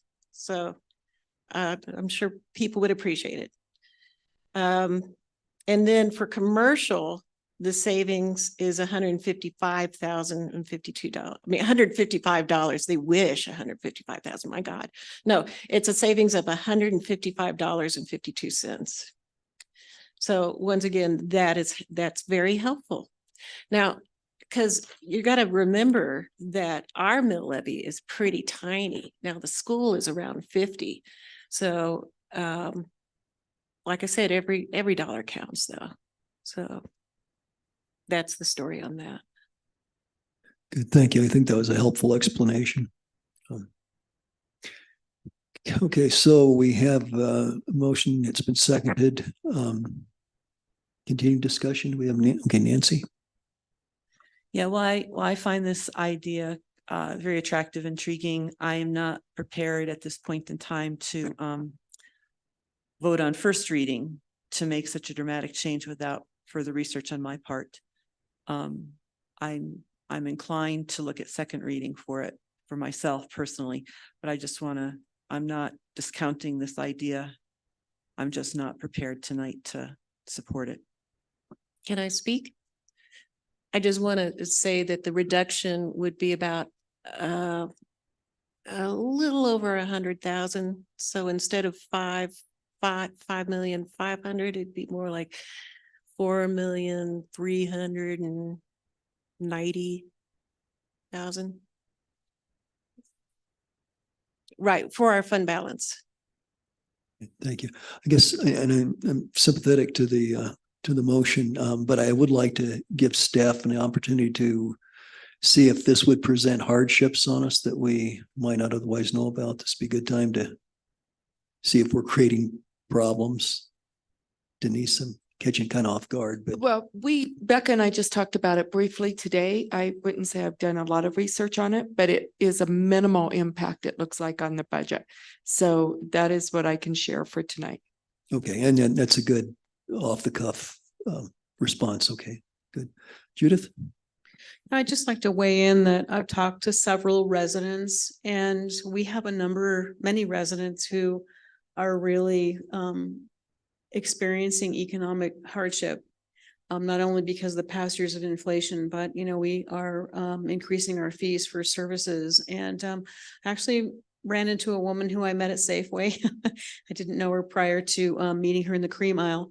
And she did tell me that she's very concerned about having to move out of Manitou if she can no longer afford to live here. So I think that we need to understand this from both a budgetary perspective, but also the needs and desires of our residents, many of who are facing hardship. That said, I wanted to just make one comment of something that's not about property taxes, and that is I appreciate the white paper on the boards, committees, and commissions and their asks. And I just wanted to make this comment that while we're not looking at funding this in 2024 or with this budget approval, and you said that you thought 2024 was going to be a little economically maybe flat. The URA did mention the importance of the Highway 24 off-ramp Manitou Avenue project. And I just want to put it out there that I personally think that that's a really important project that we need to consider discussing and making a priority regardless of what funding sources it comes from. That area, in my personal opinion, is unsightly, but also very unsafe. And you said, kind of putting on hold capital projects, but I think when we do have that discussion, that needs to be a priority that comes to council next year for discussion. Thank you. Good, thank you. Any further discussion? Okay, well, we have a motion. It's been seconded. John, would you just restate it, please? Yeah, all I just want to do, my motion is to basically change the budget. Okay, it's not a motion to pass the budget. It's just a motion to change the budget to make it so that our revenue line for real property taxes is flat at 925,441 per Becca's memo. I guess that's a little, you said not to pass the budget, but just to make a change? Well, I just didn't know whether there were other things in terms of that people wanted. Oh, okay, well, So- that's kind of where we're having the discussion here. Yeah. So what I had taken before you, in a sense, clarified it, my understanding was that you wanted to, it would make that change to accommodate a reduction in the property tax. In other words, stay flat, keep the Right. mill levy flat, Exactly. but we'd go ahead and pass the budget. Well, if I suppose, I guess I thought that maybe I would kind of downsize my motion a little bit to only just attack this one thing as opposed to linking it to just passing the budget in general. So that's, but if you would like me to stick with the original motion, I could be persuaded. I thought you were going in a good direction, so yeah, I think if. Okay. So, Well, okay, I now will- let's try it again, John. Okay. I will keep my original motion because I also have my second. And so I'm taking it that there's maybe some momentum to pass it Okay, so on first we're gonna reading. pass the motion as presented, except that we're gonna Change keep the revenue, change the the revenue. So anticipated revenue. So if the mill levy's flat, so that Right, people are paying closer to what right. they pay. So we to us. give room for the mill levy to be flat when we calculate the mill Good, levy. and that was my Yes. initial thank you. understanding. Okay, is that council's understanding? So we know what we've got. Okay. Yes, thank you. Oh, Okay, and Julie's the time to do it.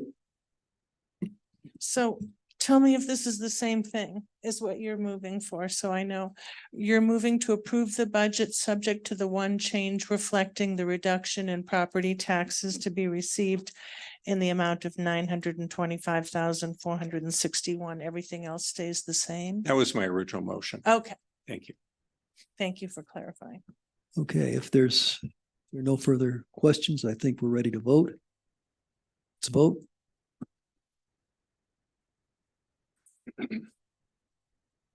The motion carries 6-1 with Mayor Pro Tem Fortune casting the negative vote. Okay, great. Thank you. I think it'd be Can we good to have a break? you take a break. Yeah, so let's take a 15-minute break and we'll be back at 10 of 8. Thank you. Ms. Becca, thank you very much. And yeah.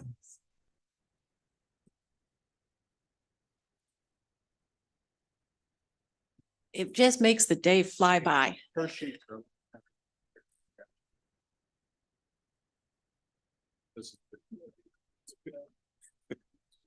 it's a lot more readable. Yeah, exactly. And that's why I wanted to bring up that little thing in terms of 10.8, because if people are quick, it's sort of like, oh, why does the assessment say 12,998? And so I want to clarify. Well, and I think it's signaling, I keep looking to see whether El Paso County is gonna do a temporary reduction in their mill. And I looked tonight, just before I came down at dinner, and they still don't have anything on their agenda. And so, and then of course the school board's the next one in 2 weeks. Oh, I'm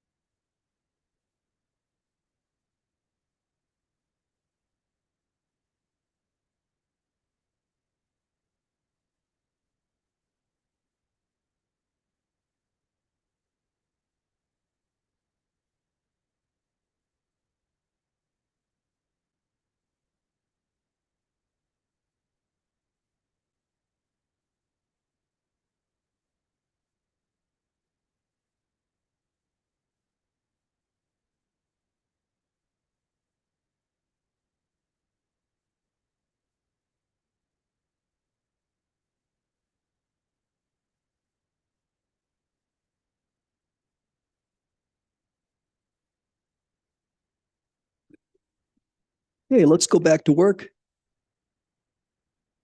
Thank you.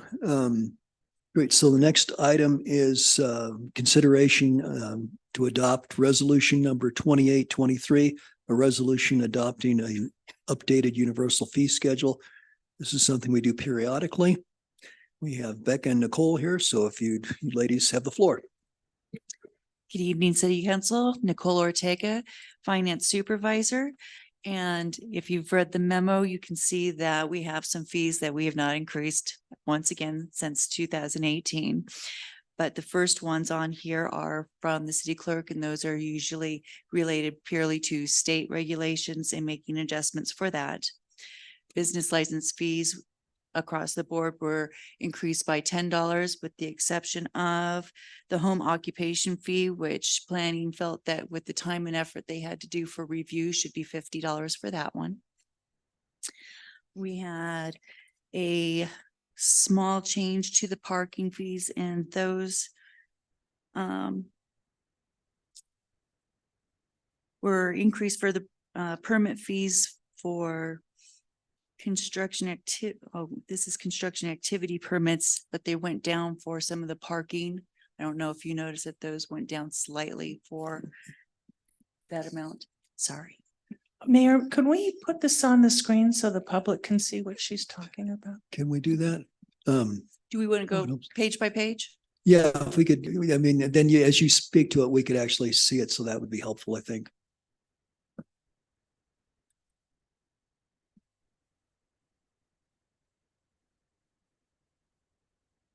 I do have some hard copies too, if anyone is interested. Okay.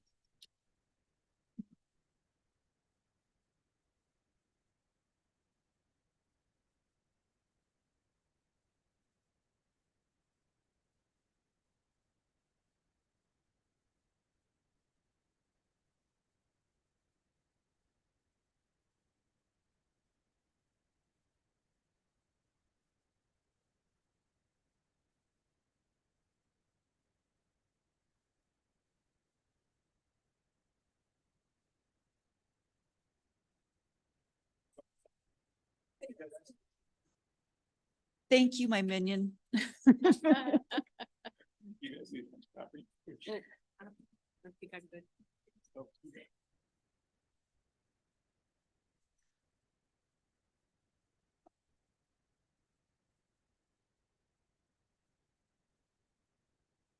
If we're ready to proceed, I'm going to go ahead and start with page 1. Page 1 has some deleted items for liquor license fees as determined by the state. This continues on page 2. Those are also determined by the state. Page 3 just moved the $100 amount from one line to the next because it was to clarify where that should be.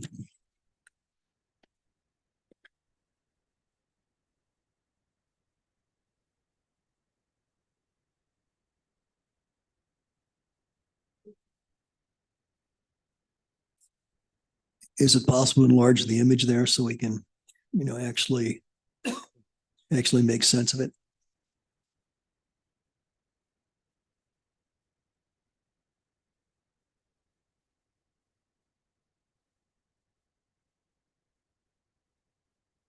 Who on council doesn't have a hard copy? Yeah, okay, Natalie, maybe you're following along on desktop. Okay. Guess in terms of projecting it on the screen, is that the best we're going to be able to do, or?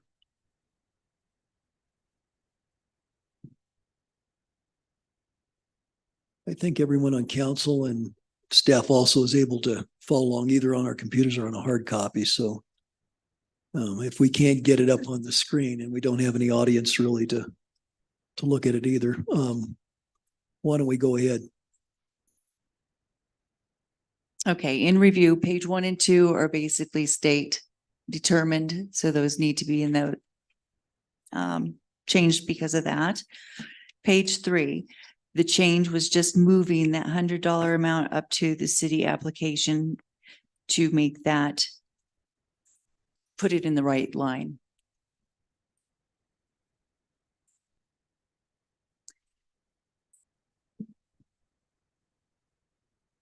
Moving down to business licenses, those had not been increased since 2018.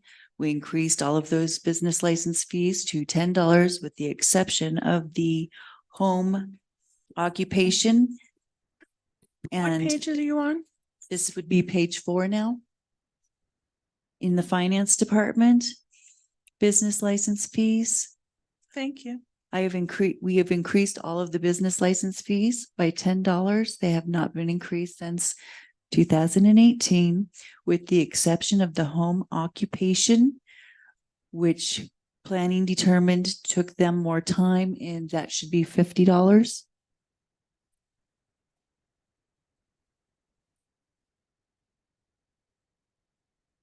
What does it mean when it says $50 new, $42 renewal?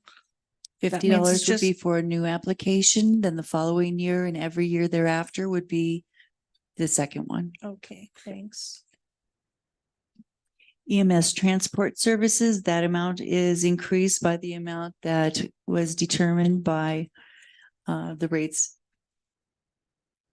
And that is on page 6. Right above the mobility and parking line. If you look at that one that says advanced life support level 2, that $300 was in addition to the 1925. Now that new rate for the 2852 is just the entire amount.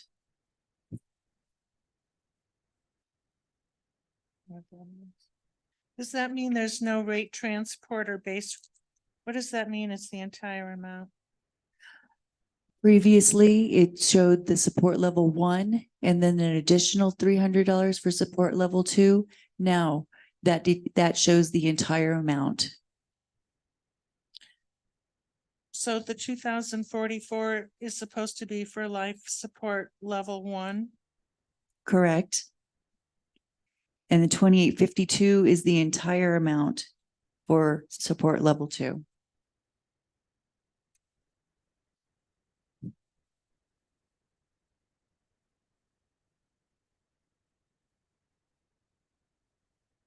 Moving on to page 8. It's recommended for the moving and construction permit fees to be increased from 10 to 25 and 5 to 15 due to the increased permit sales over the past 2 years. What does that mean? It means that was the recommendation that the parking department provided, and they said that was based on the number of people that applied for them. So we're going from $10 a day to $25 a day because lots of people needed a construction permit? Is that what you're telling us? I think it's also due to all the commitment and the time that we have to do, because we have to go make sure it's accurate. We have to go and cone it accordingly. We have to make sure it's following safety. So it does take personnel time to go and check this. Thank you. Thank you, Denise. Next proposed change is on page 9.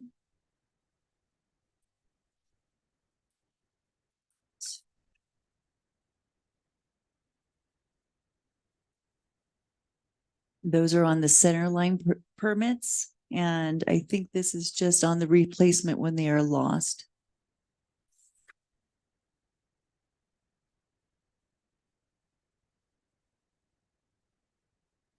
And then on page 10, do we have a fee for people to use the new, whatever it's called, at the cemetery where you put your ashes? I do not have fees for that as of yet. It was not presented until tonight. We have increased cemetery fees. Cemetery fees were increased by $25 with the exception of these 2 areas that happen on Saturday and Sundays because the ordinance determines that should be double the normal fees. Again, those have not been changed since 2018. Is it fair to assume that since there's no mention about the fee for the new, and I'm sorry, I forget what that thing is called. Columbarium. Thank you, columbarium, that it will be free? No, we'll bring those fees back once we, you approved it tonight, so now we're gonna have to go back and look at it and as, you know, do the evaluation and then come back with a recommendation. So we'll be bringing that back to the fee schedule. Okay. So page 12, we added a wireless facility permit that was determined by planning.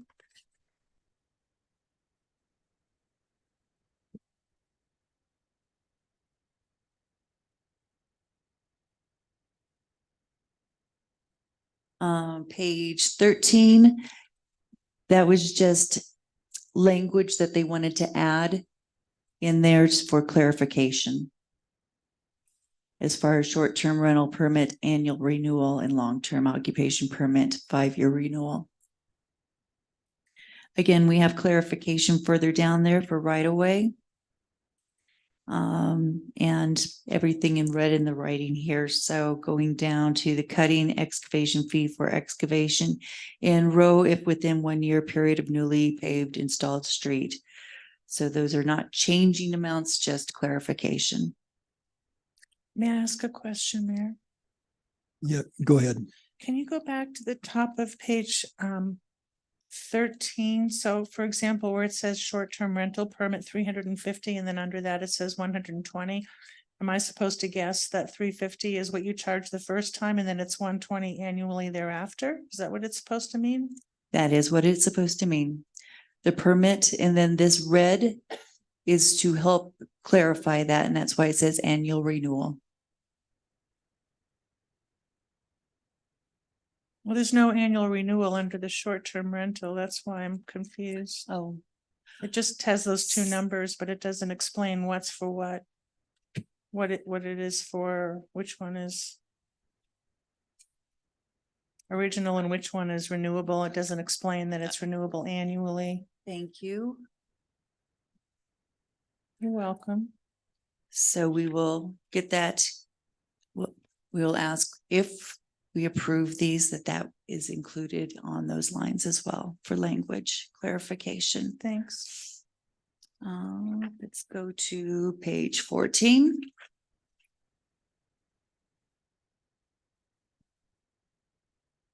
Okay, the water rates are determined by ordinance, so those are pretty set in stone until we go over the rates again, and those will be coming forward again next year, 2024.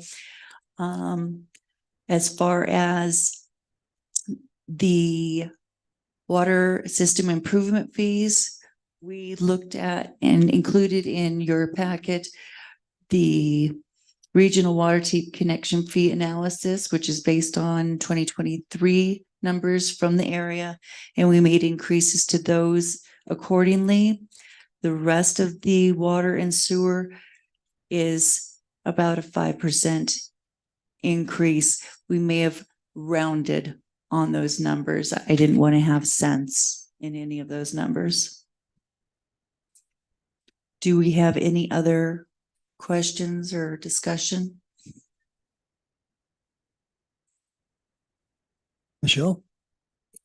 Can we please go to page 9 to the parking lot for Prospect? So they're currently at $10 a month, and now it'll be an $80 annual permit.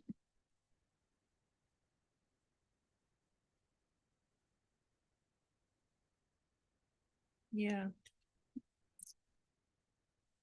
Okay, and what, So it's going down. it's going down. Okay. All right. Thank you.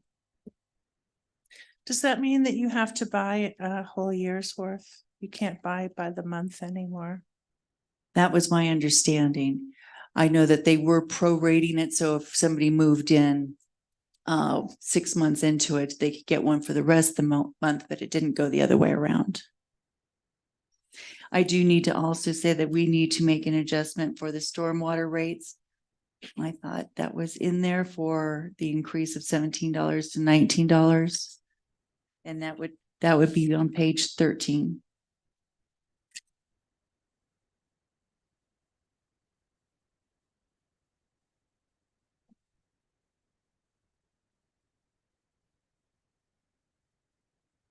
Where? I can't see it either. Page 13, it's not there. It needs to be added. Stormwater rates and fees. It's currently $17. And after the rate study presentation this evening, it's been suggested that we raise that to $19. It's just below about midway on the page, says police Ah. department, and then. It's right under the below it. police department section. It's under stormwater, Yeah. right it's below its- police. It's its own little section.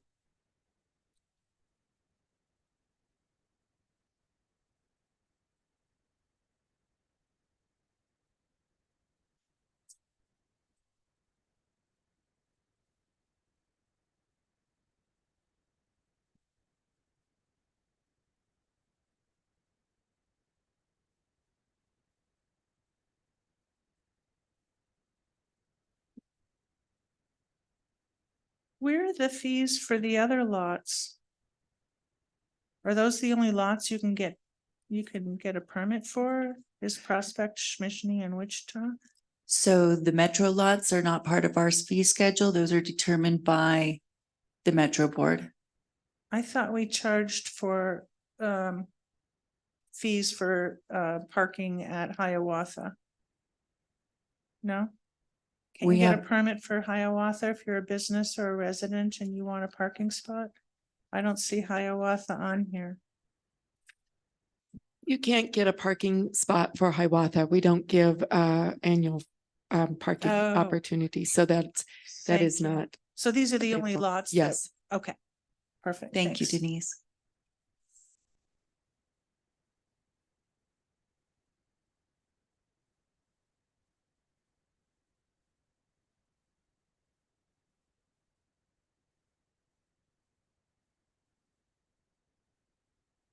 I'm ready to make a motion. Right? Yeah. Okay, I mean, we follow this, well, we can, it might make sense to have a little bit more discussion before the motion comes up, but Mr. Mayor. do it either way. You had a question, John, go ahead, let's. Yeah. To me, I guess I would like to also consider in the business license fees that all our renewals be flat. I think that's another thing that would really help, take, it seems like, we are, we're increasing stuff in, the water department and it seems like to me that there's a lot more work to inspect and figure out what's going on with a brand new business than one we're just turning the crank on. So I would be really interested in all these business fees on page 4 that are renewal, that we would just make them the same as they were, would be a point of discussion on that. So you want to leave the renewal rates flat and not increase them, but allow the new business exactly. license to Yeah. be Yeah, increased by the I can see $10? how there's, more work and, checking to see whether they have a sales tax license and all that other kind of stuff. But it seems like to me a renewal is a lot of just turning the crank. So, It depends. well, that's my opinion. Okay. I- I just don't see how it's a $10 more work. It just seems like, we're just throwing numbers against the wall on that one there. And then,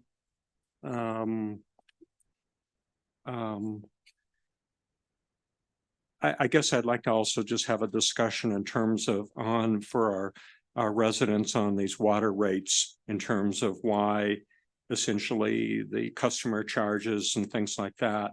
It seems like to me that,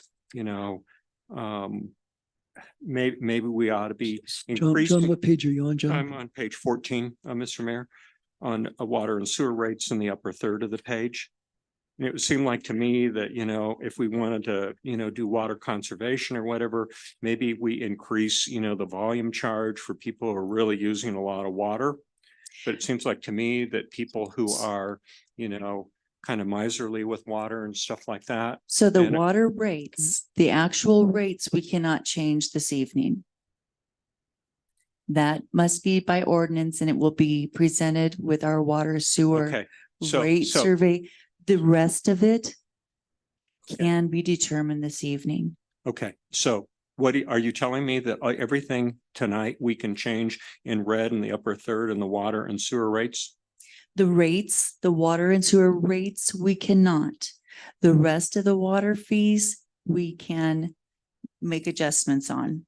Okay, so what allowed a 5% increase on that first one, service charge from 1903 to 1998? So we had a water sewer rate study done back in, what was it, 2019? Ordinance 1218. So it's just the bottom line is, Becca, is all Mhm. these things in the water rate and sewer fees that are showing in here are done by, we've already done that by ordinance. By an ordinance, Okay, correct. thank you. Then I don't Sorry. need to, I'm not going to monkey with that ordinance. Thank you. Okay. Just for clarification. Thank you, Mr. Mayor, for indulging me. All right, so John, really, you had, I guess there's one area that you're concerned about, and that's on page 4. It's the, you want to keep the business rate renewals. Yeah, to me, I just would like to propose that all these renewals in the finance department, business fees on page 4, every one of those renewal fees, that we would just keep those flat instead of increasing them by 16%.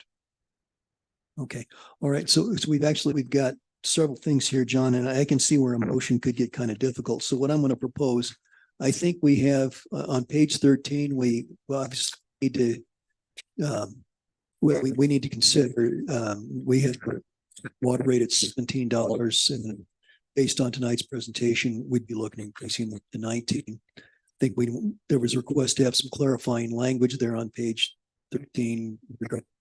The short-term rentals, okay.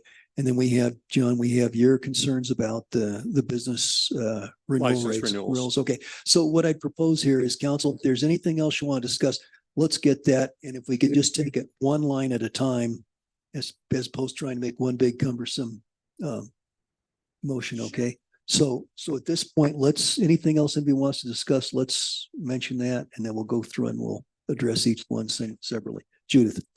Well, I just had a question on the water tap increases. Was that based on an average of the study that you put in our packet? I couldn't quite figure out how you determined those numbers. This information was This is on page provided to 14. us from Fountain when they did a proposed fee study schedule. So we went primarily with the averages, with the exception of the 1 inch, because what they had was lower than what we felt it should be. So everything else we put at those average rates. Thank you. And this is also by 2023. So we're going to assume that those are going to increase a little bit for next year as well.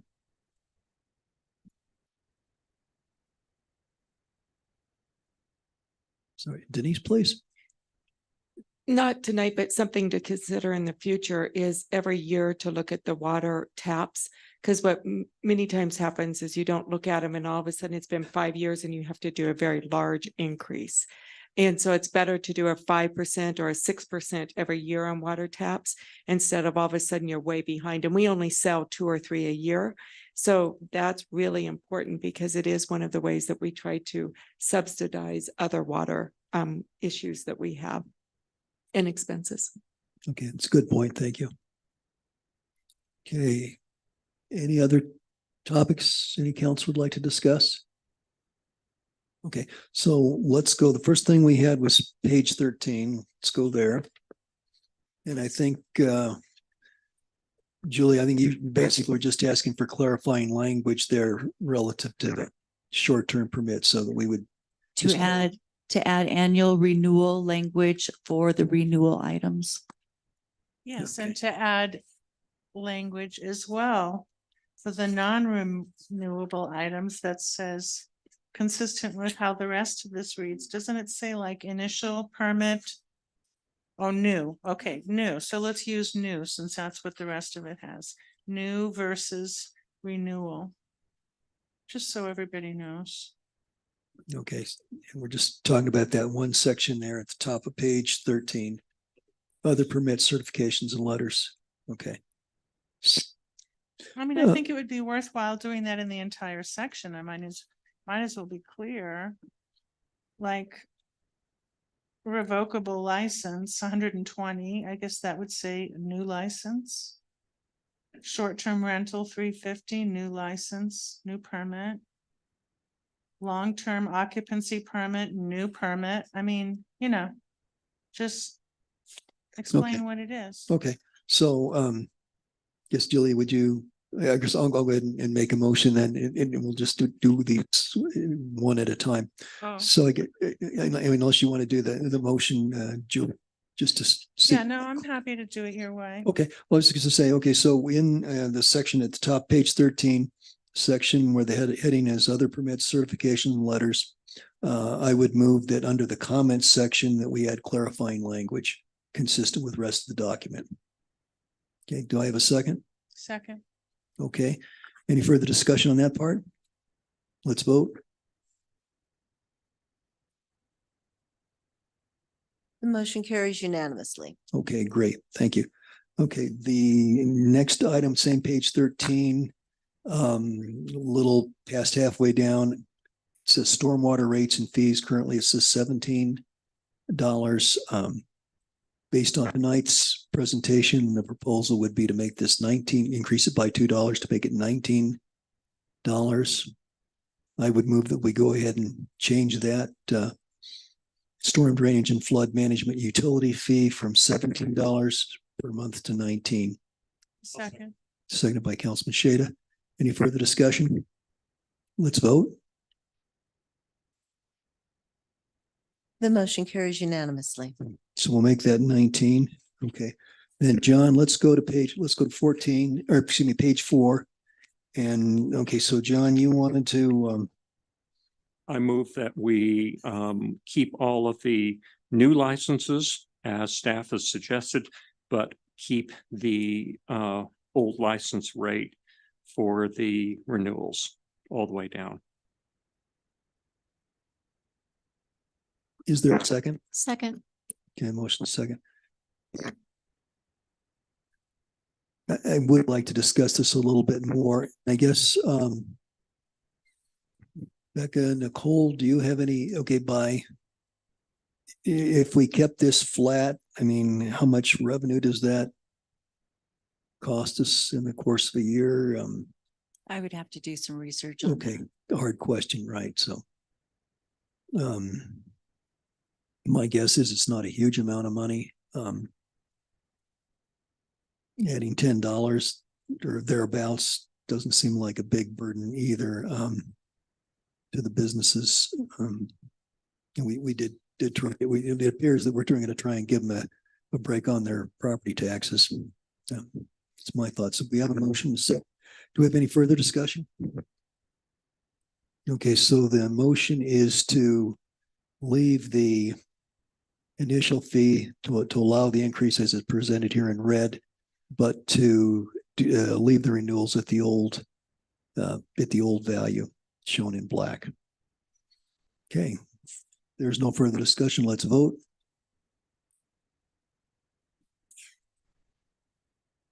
The motion carries 6-1 with Councilor Chandler casting the negative vote. Okay, all right, thank you. Okay, so we've gone through and we've addressed specific topics. I guess that leaves us with the rest of the document. And apparently there was not much concern or controversy over that. So I'd look for a motion to pass the remaining portion of the fee schedule. I move we pass the modified fee schedule as amended. Thank you. Do we have a second? Second. Seconded by Councilor Chandler. Any further discussion? Let's vote. The motion carries unanimously. Okay, great. Thank you. So we got through the fee schedule. Thank you very much. Thank you. Thank you. It's really to you to have this done and the budget knocked out as well. Great. Well, that covers the biggest chunk of work on tonight's agenda. We are now at council correspondence. Does anyone in council have anything? Oh, the parade, yeah. Let's see. The parade's this Saturday. Saturday, was it 6 o'clock? Yeah, Denise? Yes, and if you want to ride it in the parade, I think you have to be at the staging at 5 p.m. So. Yeah, the council, I think we've all been invited. You've probably got an invitation by email. Is anyone planning on riding in the open air bus? Okay, John, Natalie, great. So there'll be some presence. Judith, great. And Nancy, TBD. Great. I was going, but then my plans got changed on me. So anyway, I'll be thinking of you all. Okay, great. Well, I've done it for 3 years, I guess, or 4 years, something like that. So no excuse. Okay. You're going trick or treating? Yeah. It's behind on holidays. So. Are you going trick or treating? Okay. A bag of candy there from the Santa Claus bus. I'm trying. It's still not doing very well. Julie, do you have something? I have just this one issue. The woman, Laura Dye, who spoke during, at the beginning of the meeting, she lives on my street and I saw how her driveway, her garage door was blocked today for about an hour by the moving van. And I've seen other people park right in front of her, garage as well. And she parks, we all appreciate the fact that she actually parks in the garage since it's such a tight street. But I just didn't know. So she said to me, what do I do? Do I call the police? Do I call this? Do I know what the hell am I supposed to do? So if you could give me some guidance on what I should advise her, that would be helpful. Who should she call the next time this happens? Because I can appreciate her frustration and I don't want her to stop using her garage because then we'll have more cars on the street. Denise, would Juan be the appropriate person to contact? Call the parking hotline. And I can get that for you because it's in my phone. So give me 1 second and I'll give it to you. And they work around the clock? Or are they just like Monday through Friday? No, they work 7 days a week. Now they're not here at 10 o'clock at night. So if it's late at night, then of course they call the police. Okay. But if it's during working hours, you call the hotline and that number is. Oh yeah, I'll tell her. I know John has it. It is 719-301-8413. Thanks so much. I've used that number during the day on and it I got responses, got pretty good, pretty quick response. Is that because you're the mayor? No, I don't think so. I just somebody picked up the phone and answered it and Okay. yeah, they didn't know me from Adam. Cool. Which is what I expect. I expect to be treated well, but I expect everybody to be treated well. And then please, in general, that's it. Okay, who else has got something? Natalie. That Leslie reminded me that Chamber's having their little holiday party. It's the Holiday Crush and they have it at Iron Spring Chateau tomorrow night at 5:30. Okay, thank you. Do you need tickets before you go or do you need to make reservations or just? No, you can just show up. Just show up. Folks do bring appetizers. I usually don't and works out okay. I guess it works out real well.